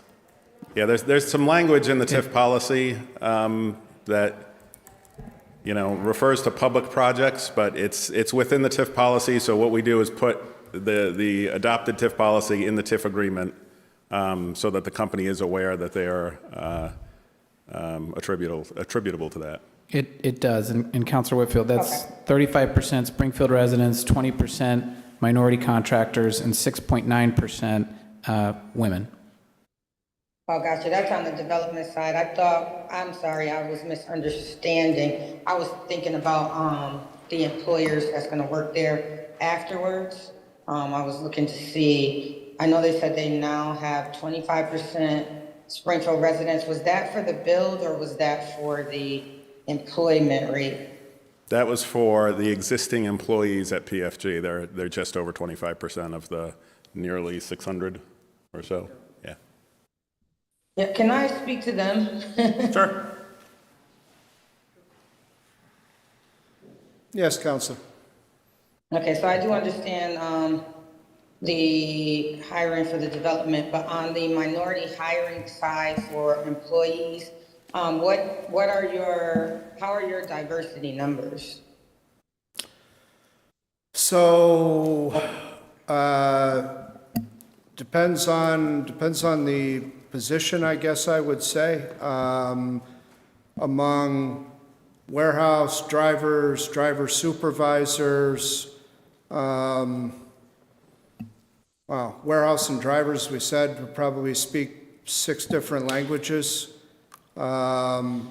Number of women, both in the warehouse and drivers, all of the above in the office. I generally feel like our diversity within our staff is very representative of the community that we work in. What about at the executive level? So at the executive level, we've got roughly 30% are women, and we have out of our, let's say our top 20 positions, probably 4 are different ethnic diversities. So people of color? Yes. Or people of color out of 20? Yes. Okay. So, I'm all about equity and inclusion. So I would really like to ensure that, you're getting a benefit from us, and we're in a majority city. And I would definitely really like even upper management to kind of reflect the diversity of the city. 4 isn't horrible, but I'm just giving my thoughts on where I think all businesses in the city of Springfield should be. I think that it's good that you have that number of diversity on lower level, or entry level, I should say, staff, and some supervisors on mid-level, but a lot of times we see upper management don't reflect the city, which also should reflect the city. But I too agree with Councilor Davila. Performance Food Group does do a lot in the community. You guys sponsor a lot of community events. I went to Performance Food Group plenty of times to get waters, food products for different events. And so I definitely appreciate the work that you do in the community. And I too will be supporting the TIF. Thank you, Mr. President. Councilor Walsh? Thank you, Mr. President, and I want to thank all of you for the great presentation. I was a little bit curious when you talked about the schools. Are there internship programs with our schools? Is that something you can do that would lead them into your facility when they graduate? It's something we could do once somebody graduates. There's a lot of our intern possibilities we would have to look at. Some jobs, based on the nature of the equipment and everything that we use, don't facilitate being able to use younger interns, but I would say especially within our office proper, might be something that we could more fully look at and try and take advantage of. We do have some corporate programs for various internships that get published, and people can apply for those, and they get reviewed if there's a fit for us to put them in. So we have taken advantage of that from time to time. Yeah, I was curious because, it sounds like Putnam would be a great fit with you guys. Yes, no, I certainly we'd be open to looking at that. I can't having been there 20 years, and I would tell you it has changed greatly in the past few years since COVID. Finding and filling positions, we probably have 30 positions open in our building right now that we're looking to get filled. So we'd be more than happy to explore any avenue that help us get qualified candidates locally that can fill those positions. Well, thank you. Thanks for your presentation and for your faith in Springfield. Thank you. Thank you very much, Councilor Walsh. Any other councilors? Seeing none, Madam Clerk, if you could please call the roll. On approval of the TIF, Councilor Walsh. Yes. Yes, Councilor Allen. Yes. Yes, Councilor Delgado. Yes. Yes, Councilor Click Bruce. Yes. Yes, Councilor Govan. Yes. Yes, Councilor Brown. Yes. Yes, Councilor Davila. Yes. Yes, Councilor Curran. Yes. Yes, Councilor Santinello. Emphatically, yes. Yes, Councilor Edwards. Yes. Yes, Councilor Whitfield. Yes. Yes, Councilor Perez absent. Councilor Fenton. Yes, more than sufficient. TIF is approved. Thank you. Next item, Madam Clerk, item 6. Item 6 is free cash to the fire department for the SFCA settlement and overtime in the amount of $2.5 million.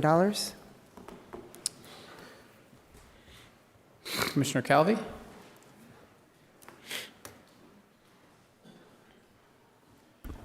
Good evening, councilors. BJ Calvi, Winton Street, Springfield, Massachusetts. This transfer is to bring our accounts back up to par, what they should be for the raises that went into effect back in, I believe it was May, when the contract settled with both the Fire Chiefs Association and the Firefighters Union, Local 648. They received a 12% raise, all of which was retroactive. The budget had already been set for this fiscal year when the raises took effect, so we were essentially 12% down at the start of the fiscal year. We have expended all of our overtime money, number one, because it was 12% down in that account as well, and we've had just about 50 members on injured on duty status over the past year. The average group strength is usually 66 members. Right now, we're hovering at 53, 54 members per group. So these shortcomings have to be made up in overtime.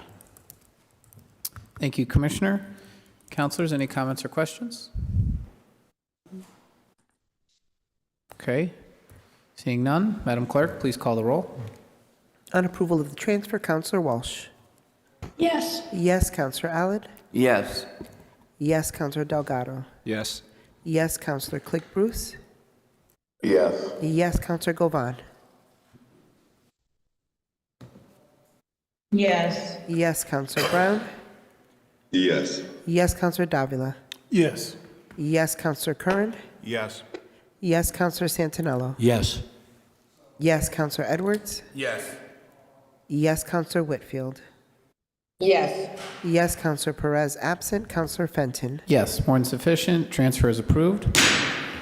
Thank you, councilors. Have a good night. Thank you. Item number 7, Madam Clerk. Next item is an order authorizing expenditure of FY24 State of Massachusetts Fair Share Amendment Funds in the amount of $1,642,228. Mr. Signoli. Good evening, councilors. Chris Signoli, DPW Director. Excuse me. In November of 2022, the residents of Massachusetts voted in what is called the Fair Share Amendment that puts a 4% surtax on taxable income over $1 million. The governor and state at that time said that the money that was brought in would be split between transportation and education. And we were notified in December that the state was using $100 million of that for transportation purposes. They distributed money basically on Chapter 90 calculations, so we have received $1.642 million. The money is being placed in our Chapter 90 account, and with all the caveats and rules associated with using the Chapter 90 money. At this point, my goal is to use that money for paving. I would expect to get our regular Chapter 90 letter sometime in February. And when I get that letter, I will share with the council for approval for that funds what we expect our paving program to be, streets, locations, et cetera. I anticipate this year that our paving program will probably be about $5 million with the money that we will get for Chapter 90 and these funds and some other programs that we have funds for. So I will, once we have that list finalized, we will share it with the council, most likely, I'm going to guess, probably March. Thank you, Mr. Signoli. Any comments or questions from the council? How do you Councilor determine Santinello? which, through the chair, how do you determine which streets get paved? We, as the DPW, inspect a third of the city streets every year, and we have a rating program. Every street in the city ends up with a numerical number. So we basically start at the bottom. In the next week, a list of about $20 million will get distributed. A list of about $20 million worth of streets, starting at the worst, moving down, gets distributed to all the utility companies, Eversource, water, sewer, et cetera. And then they come back to us and tell them what we need to stay away from, where they have a short-term plan that they're going to be doing work. Then when we have that list, I then try to spread the work out around the city as best as possible to make sure that I'm hitting all the neighborhoods as best as possible with the money that we get. That includes potholes? Potholes are separate funds, separate, that's actually budget numbers. So potholes are ongoing with the city basically 24/7. And do you have a budget in mind for this year for potholes?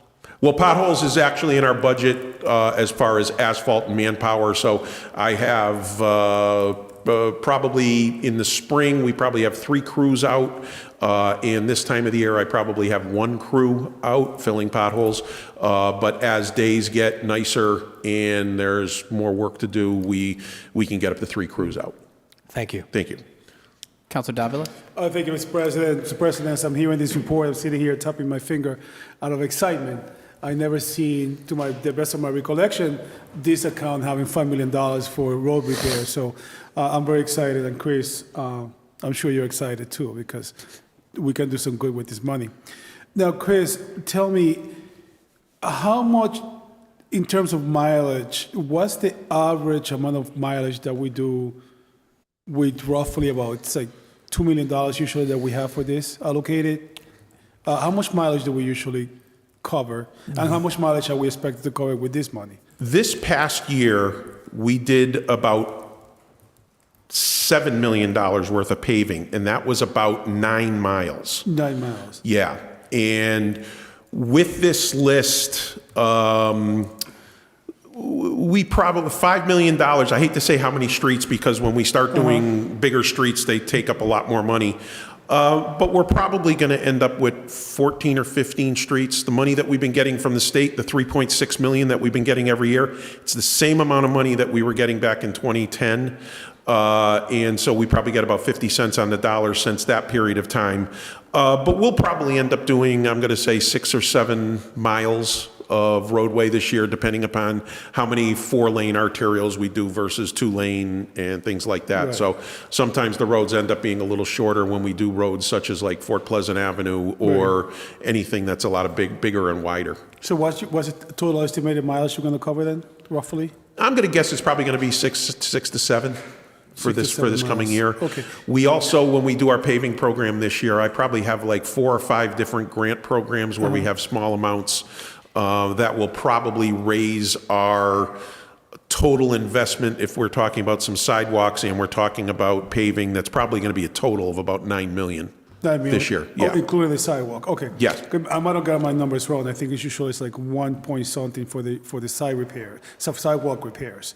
Yeah, we get CDBG funds. We have some bond money. Can you say the last name she said? I'm sorry. We have CDBG funds. We have some grant programs, shared streets, complete streets. We will be doing more ARPA work this year for the neighborhoods. We've done North End, South End, and I think we're doing Forest Park and Old Hill or Upper Hill. I can't remember which one. That's going to be part of that again this year as well. So I'm trying to figure out how we're going to be bidding all that this year, whether we're going to be doing 2 or 3 bids just to make sure that we can get the contractors. Excellent. And just to start concluding, so it's $5 million total in the budget that we will be having for the road repairs. For roadway paving, yes. Okay. I just have somebody brought up actually yesterday, Chris, an observation to me, and I just pass it along, and I'm sure that, and I think this person is right.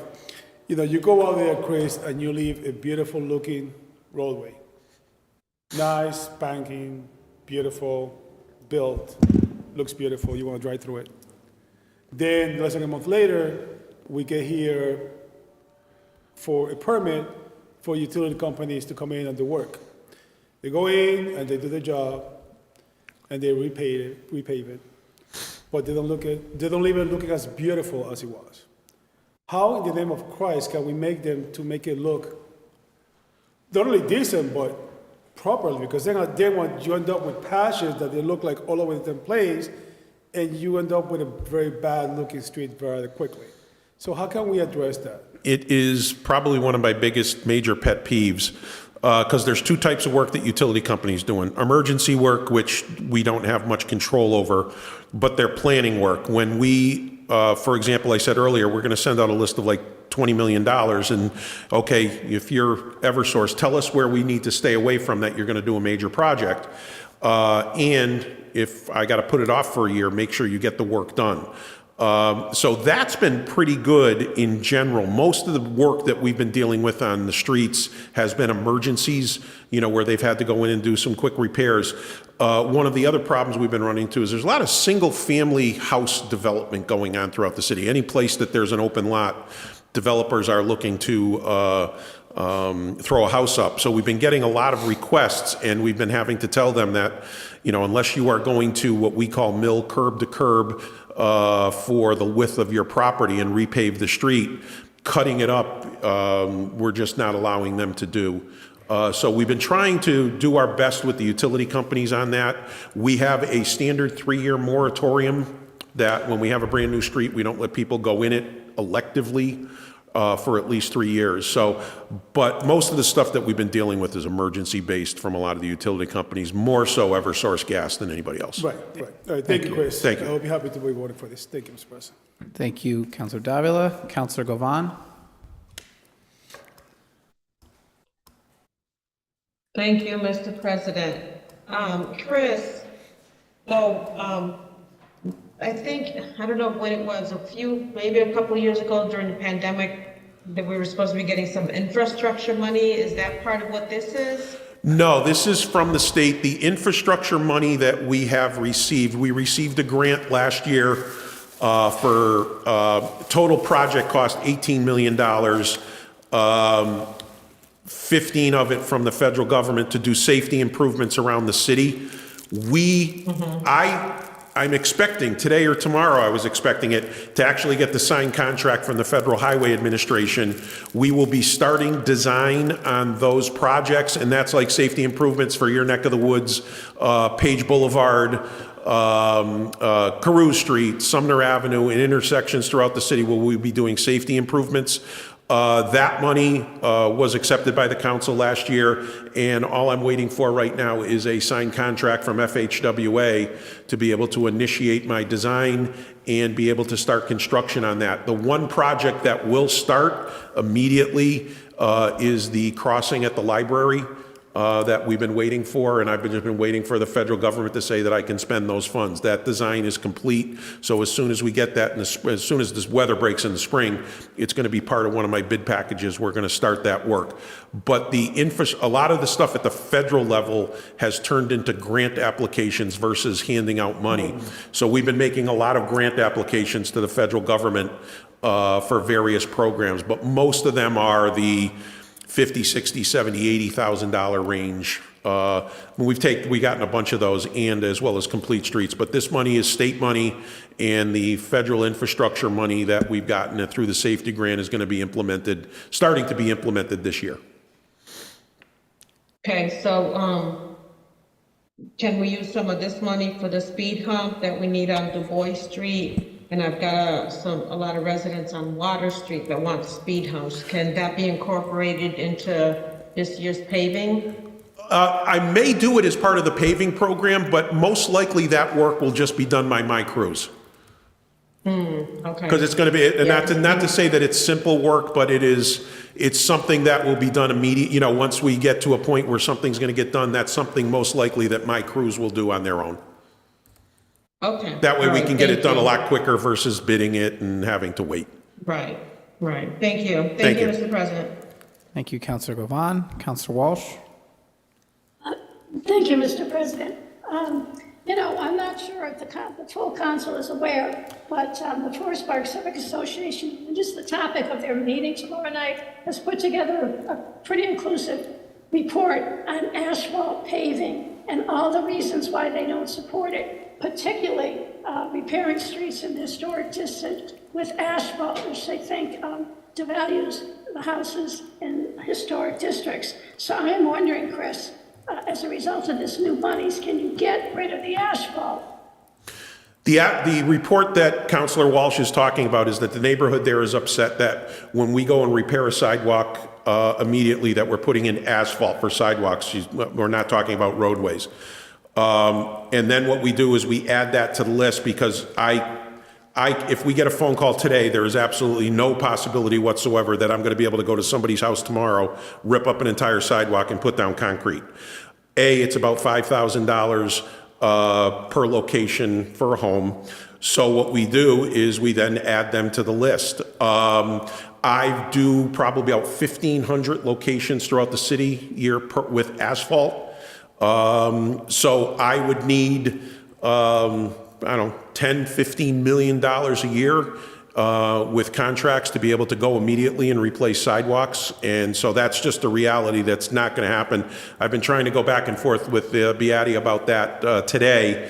I understand what they're looking for, but to go in on every complaint that there might be a raised sidewalk because of a tree, that the entire sidewalk is going to be replaced immediately with asphalt is basically unrealistic at this point.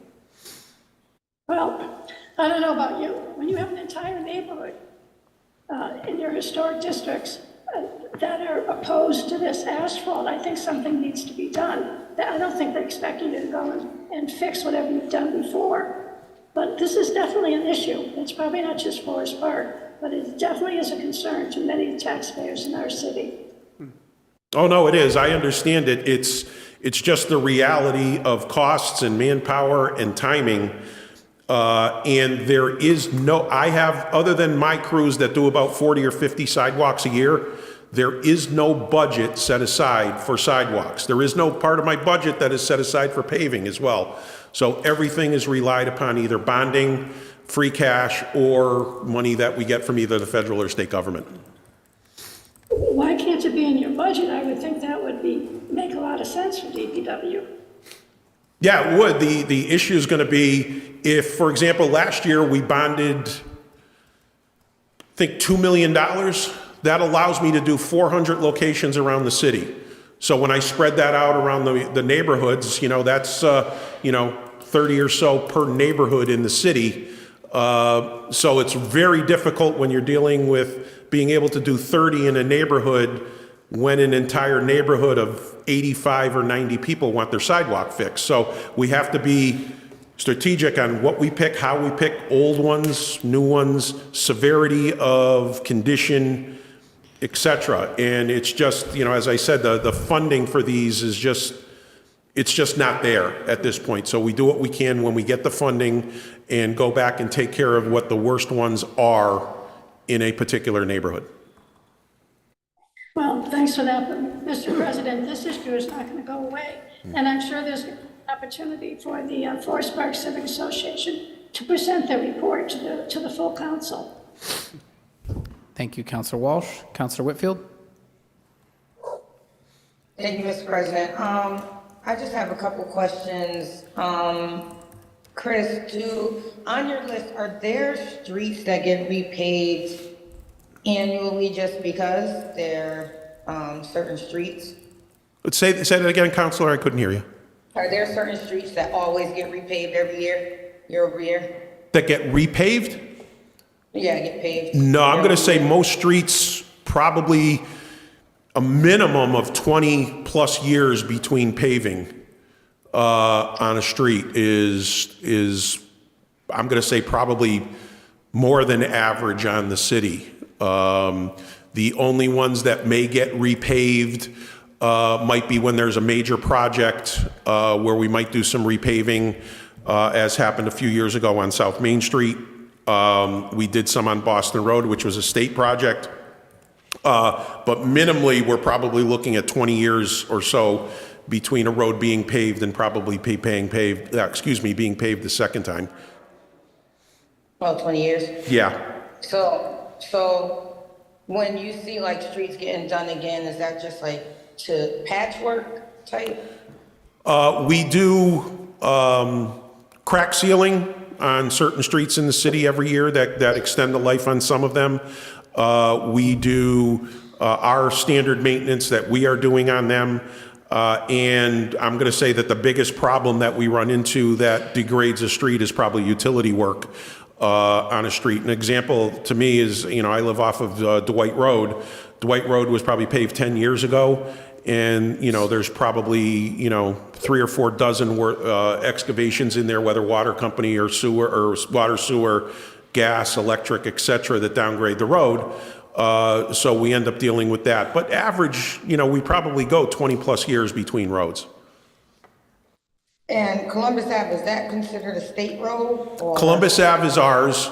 We repaved East Columbus this fall, and we're doing West Columbus in the spring. And how long ago has that road been paved? Oh, that Columbus probably was done, I'm going to say 1990 something. A section of it was done when they did the ramp reversal project off of 91, but I don't think the whole road was paved. So I want to say that might have been like 92, 93, 94. That was done right after they opened the Hall of Fame. Gotcha.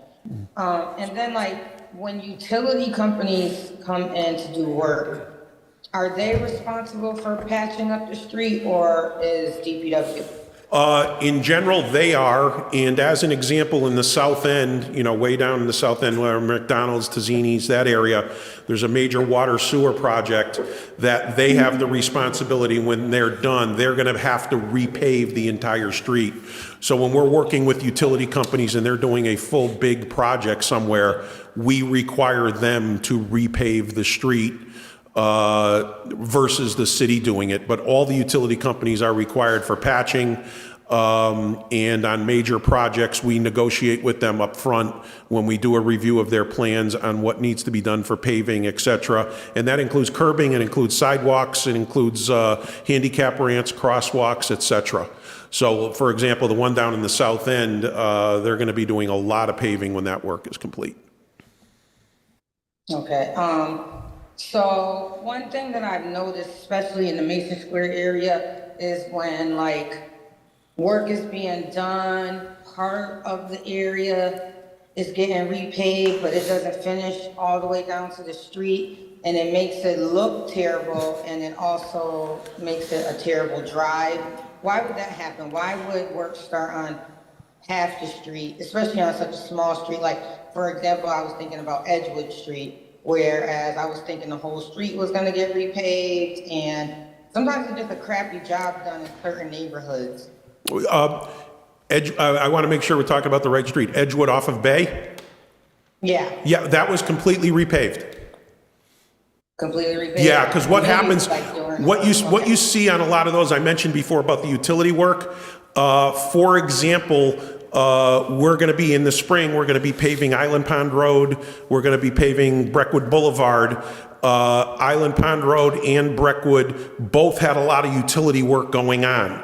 So, we make them patch it, but we don't make them do a complete job, because we know we're going to come in and mill it out and repave the whole road. So they're going in doing their utility work ahead of us, and then we're going in and doing the full paving job. And that was what was happening on Edgewood as an example, where there was a lot of utility work, especially gas. So they do their work, and then we come in after and finish our paving.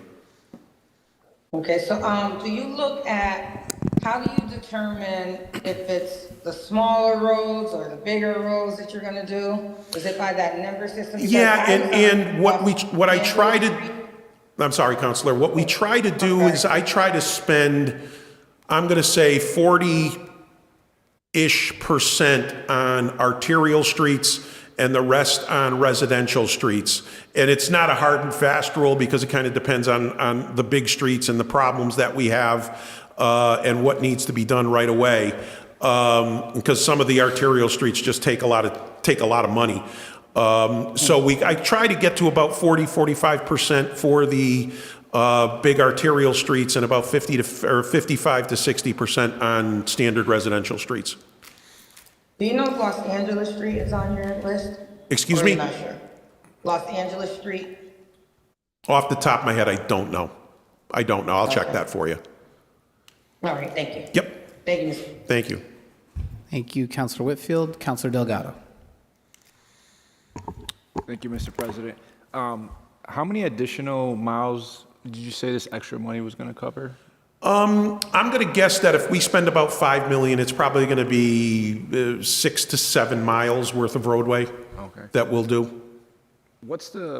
Do you have like a wait list for roads right now? We put together a list every year, which I call my 5-year plan. Doesn't mean that it's fixed, but it's what we use with the utility companies of what we really intend on looking at over the next 4 or 5 years. And that's basically based upon our ratings of the streets. And then work with the utility companies to find out, okay, what do they need to do to get in there? What do they need to get it done? How long is it going to take them?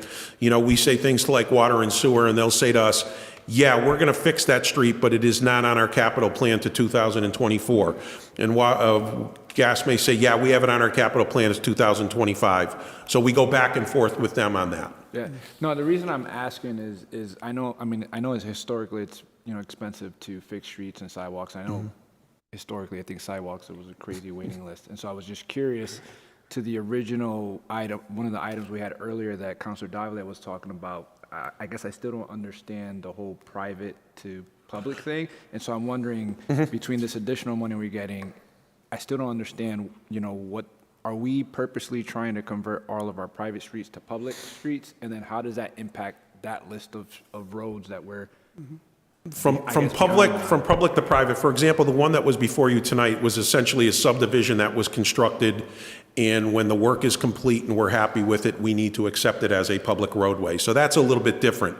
Throughout the city, we have private ways that are, I'm going to say, decent roadways. And I usually point to like certain sections of Pine Point and 16 Acres because that was when the big building boom happened in the late 50s, early 60s, and a lot of those roads were built. I cannot use Chapter 90 money on anything that is not a public way. Over the last 3 years, we've used bond money, and we've probably paved 35 to 40 or improved 35 to 40 private ways throughout the city where we did paving and drainage improvements. And as Mr. Velez was talking about, we're going to be putting that list in front of the council throughout this year to get those roads accepted as public ways, because then that gets added to the calculation for future money from the state. There are, throughout the city, a ton of private ways that are just, I guess the best word that I can say is that they're horrible roadways. They're dirt roads, they're millings, they are pitted, we fill them every year. Those, right now, we're actually doing 6 roads throughout the city that we are taking those types of roadways and building them to public way standards. The issue that I always, the question that was asked is how we pick streets. For private or for public ways, I pick the worst. For private ways, I pick the best, because those are the ones that can be converted with the least amount of money to a public way. So we've done a lot of paving over the last couple of years on private ways. Some of the money that I have this year is bond money. So I'm debating whether I want to do a handful of private ways where we just need to do some paving, minimal upgrades of drainage, a little curbing here that we end up doing on public ways anyways for repair work. So private ways are a little bit of the bane of my existence because the rules are a little bit different on them when we start talking about use of money. But we're trying to get as many that are in good shape converted to public way standards, either through doing some repair work to them and upgrades and paving, and/or so that they can become better in our calculation to get some more money from the state. Got it. All right, thank you.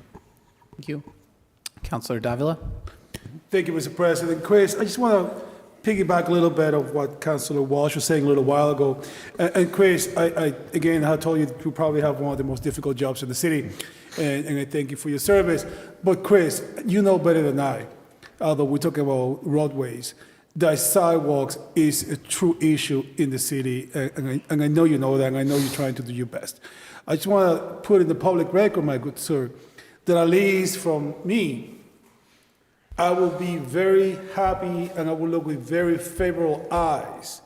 And something you mentioned a little while ago, and there is bonding money, I believe you say $15 or $20 million, to address this issue that we have with the sidewalks that seems to be an ever-ending issue that we really never get out of. And particularly how this is affecting the historic district. Because it takes away from the vista, it takes away from the home value, and it gets a lot of angry people giving you and us a call. And I know there's a system. I do have some questions how some of the sidewalks get picked.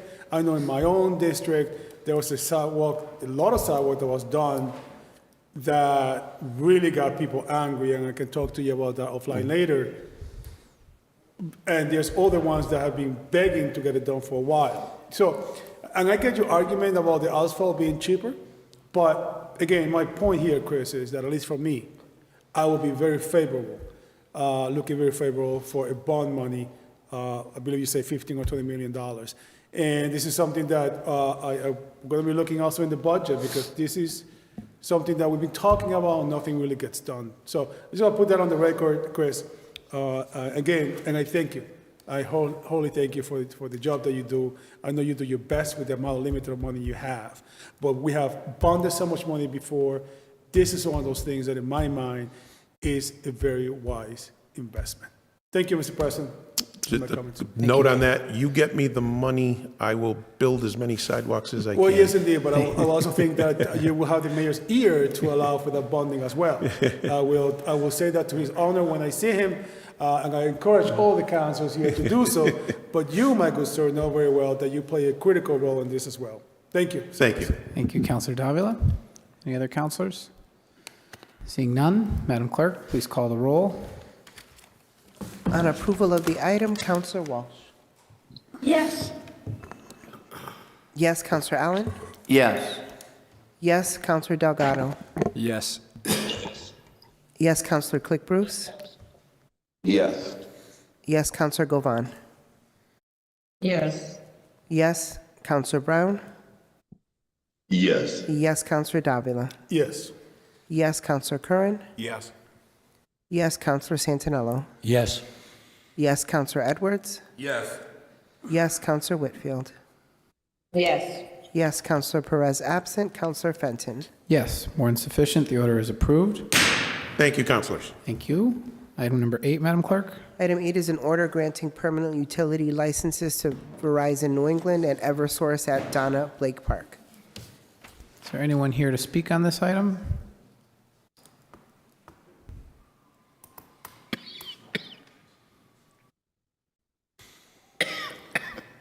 Mr. Signoli, are you familiar with the Eversource and Verizon New England easements for Donna Blake Park? I am not. Okay. Is there? If you'd like me to BS through it, I'd be happy to do it, but no, I don't know anything about it. Is there a motion to continue this item to our So next moved. meeting? Motion made by Councilor Davila, seconded by Councilor Santinello. Roll call on the referral to committee, Madam Clerk.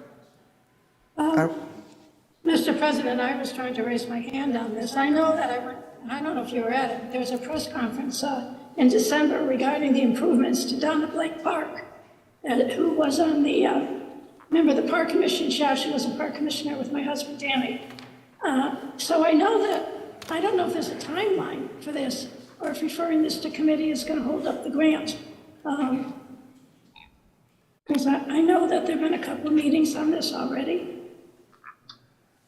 Anyway, we can put that out. If it's the council's prerogative, we can approve it tonight without testimony. Councilor Brown and Councilor Govan also have their hands raised, unless you have something else to add, Councilor Walsh. No, but I know that this is something that's in the works. Okay. So I don't want to be delayed. Thank you. Councilor Brown?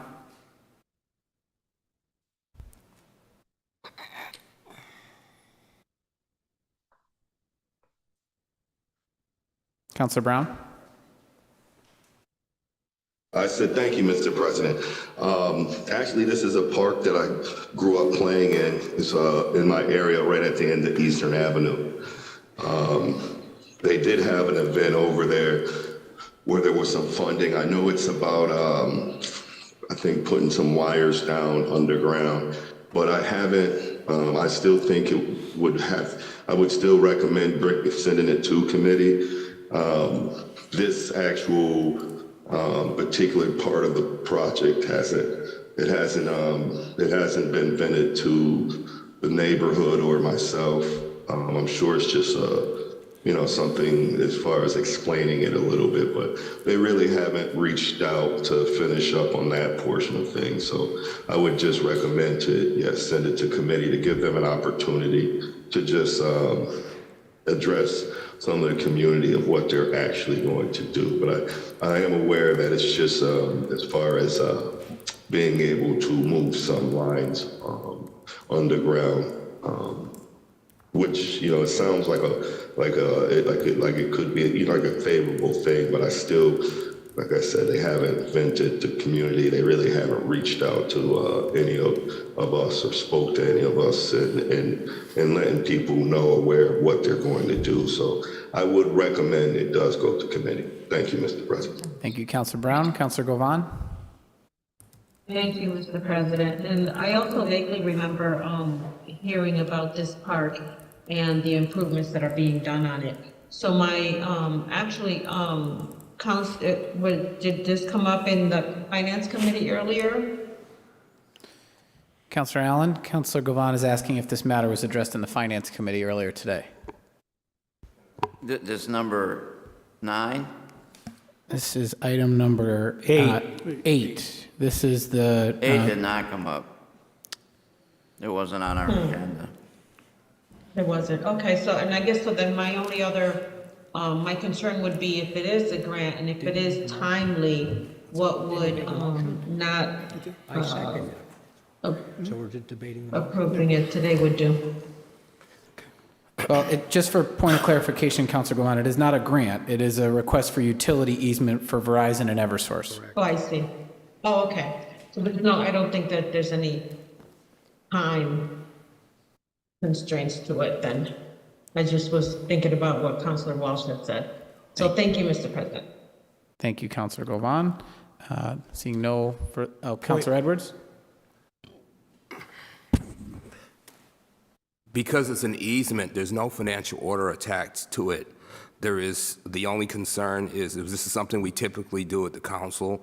This is anytime a utility needs to tear up the road, they need to come before us and ask for it. This is not complicated. All we have to do is approve it because there's no reason for us to deny it. This will allow for the lights or anything else that is electrical and any wiring that needs to be in the park for the use of the public.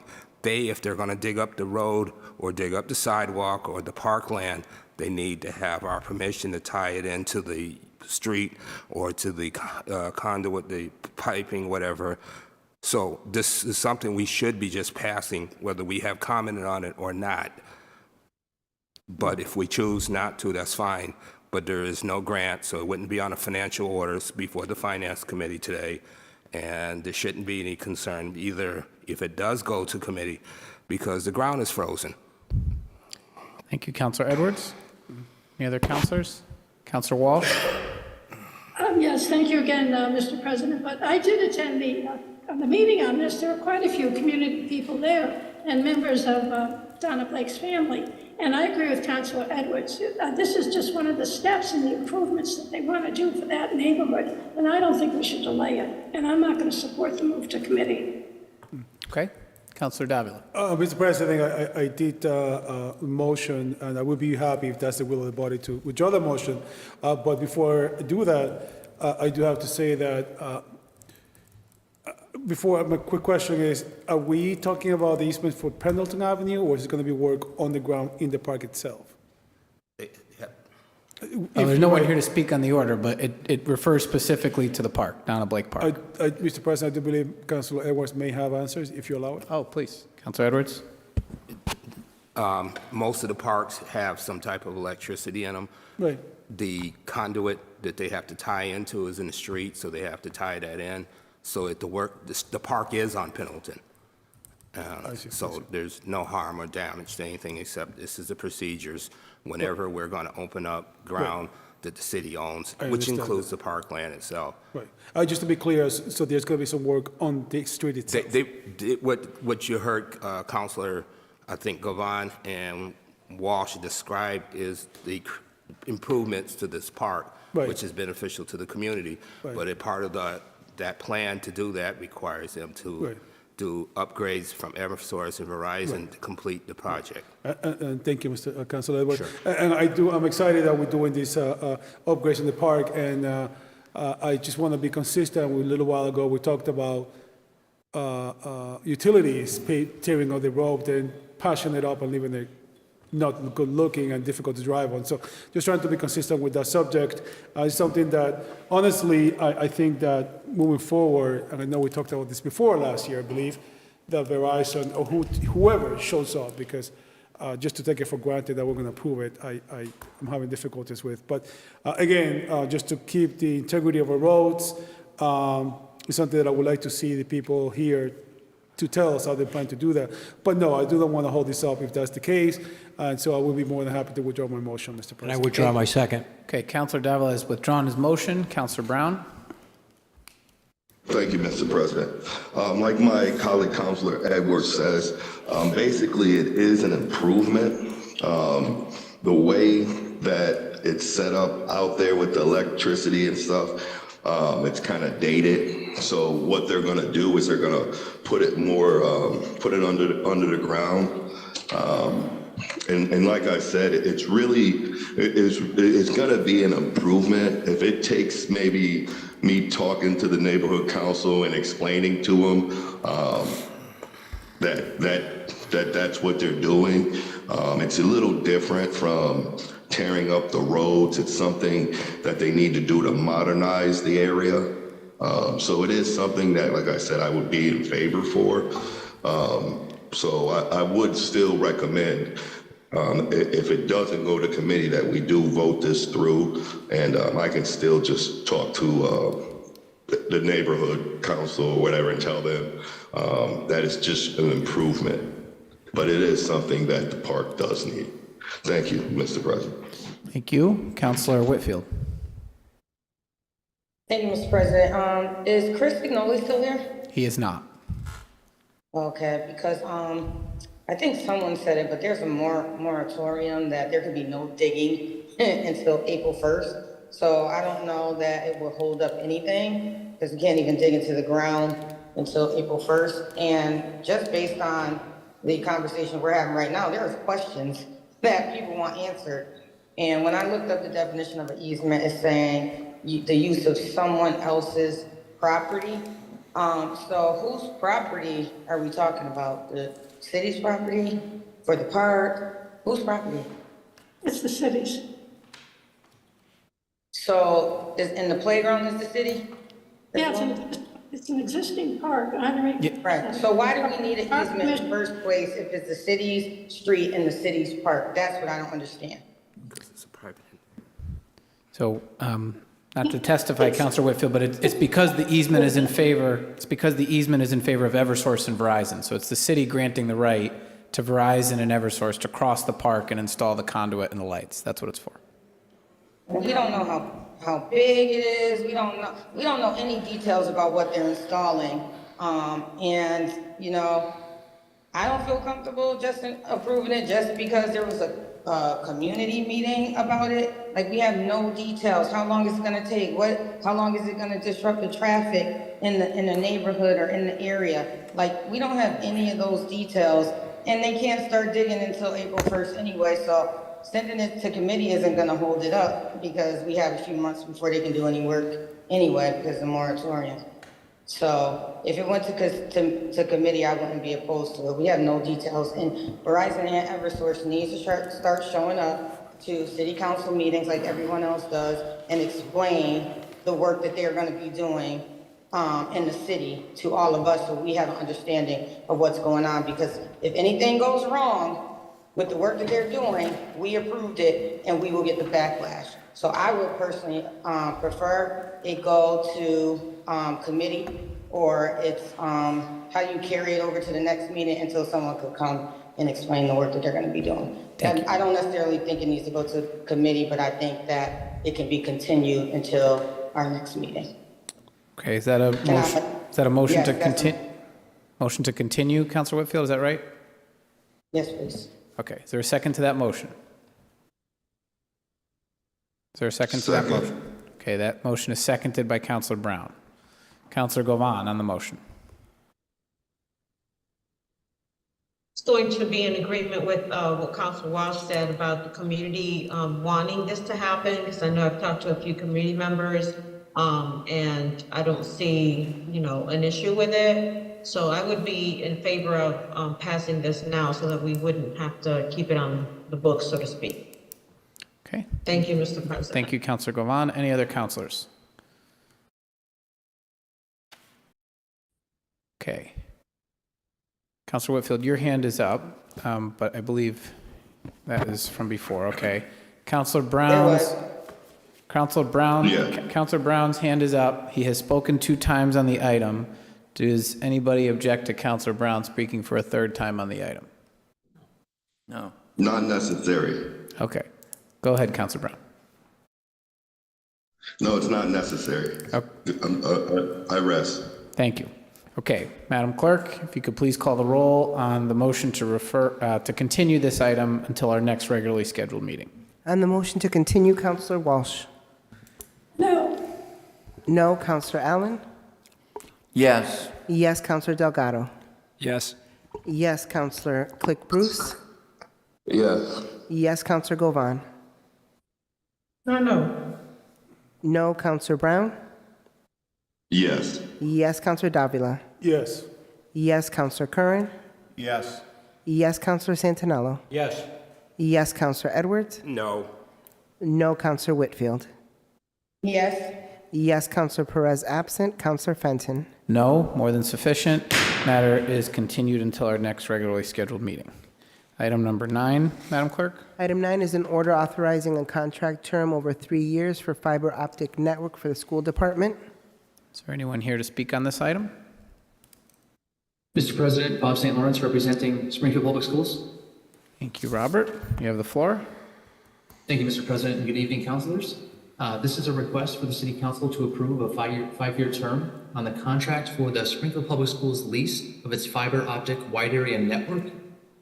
This is an item already included in the school department budget. It is an item that we are eligible for an annual 90% discount as part of the federal E-rate program.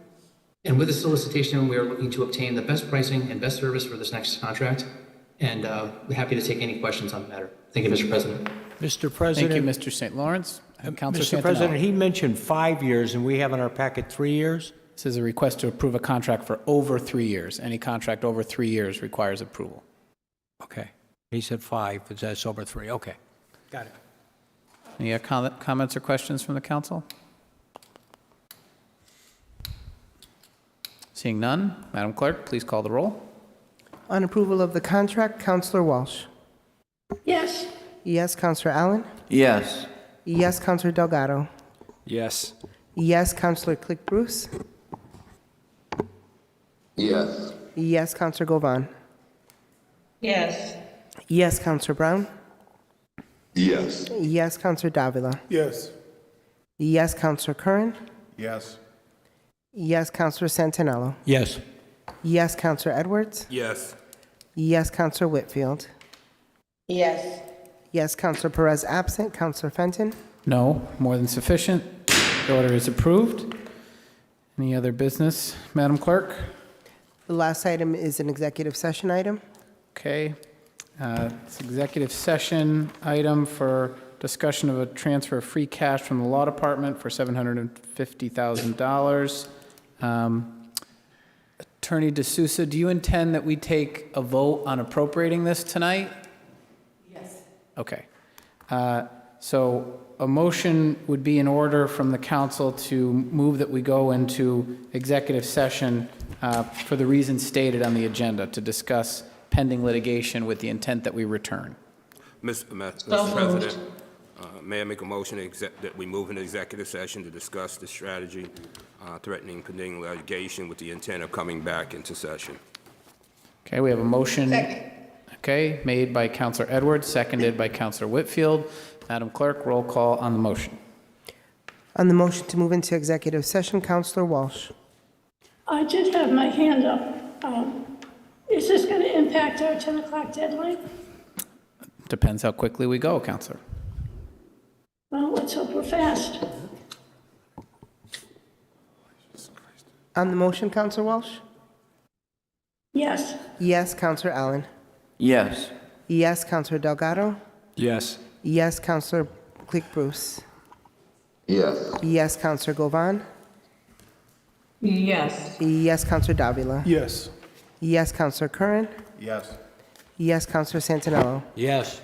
Yes, Counselor Edwards. Yes. Yes, Counselor Whitfield. Yes. Yes, Counselor Perez absent. Counselor Fenton. Yes, more than sufficient. The council will now go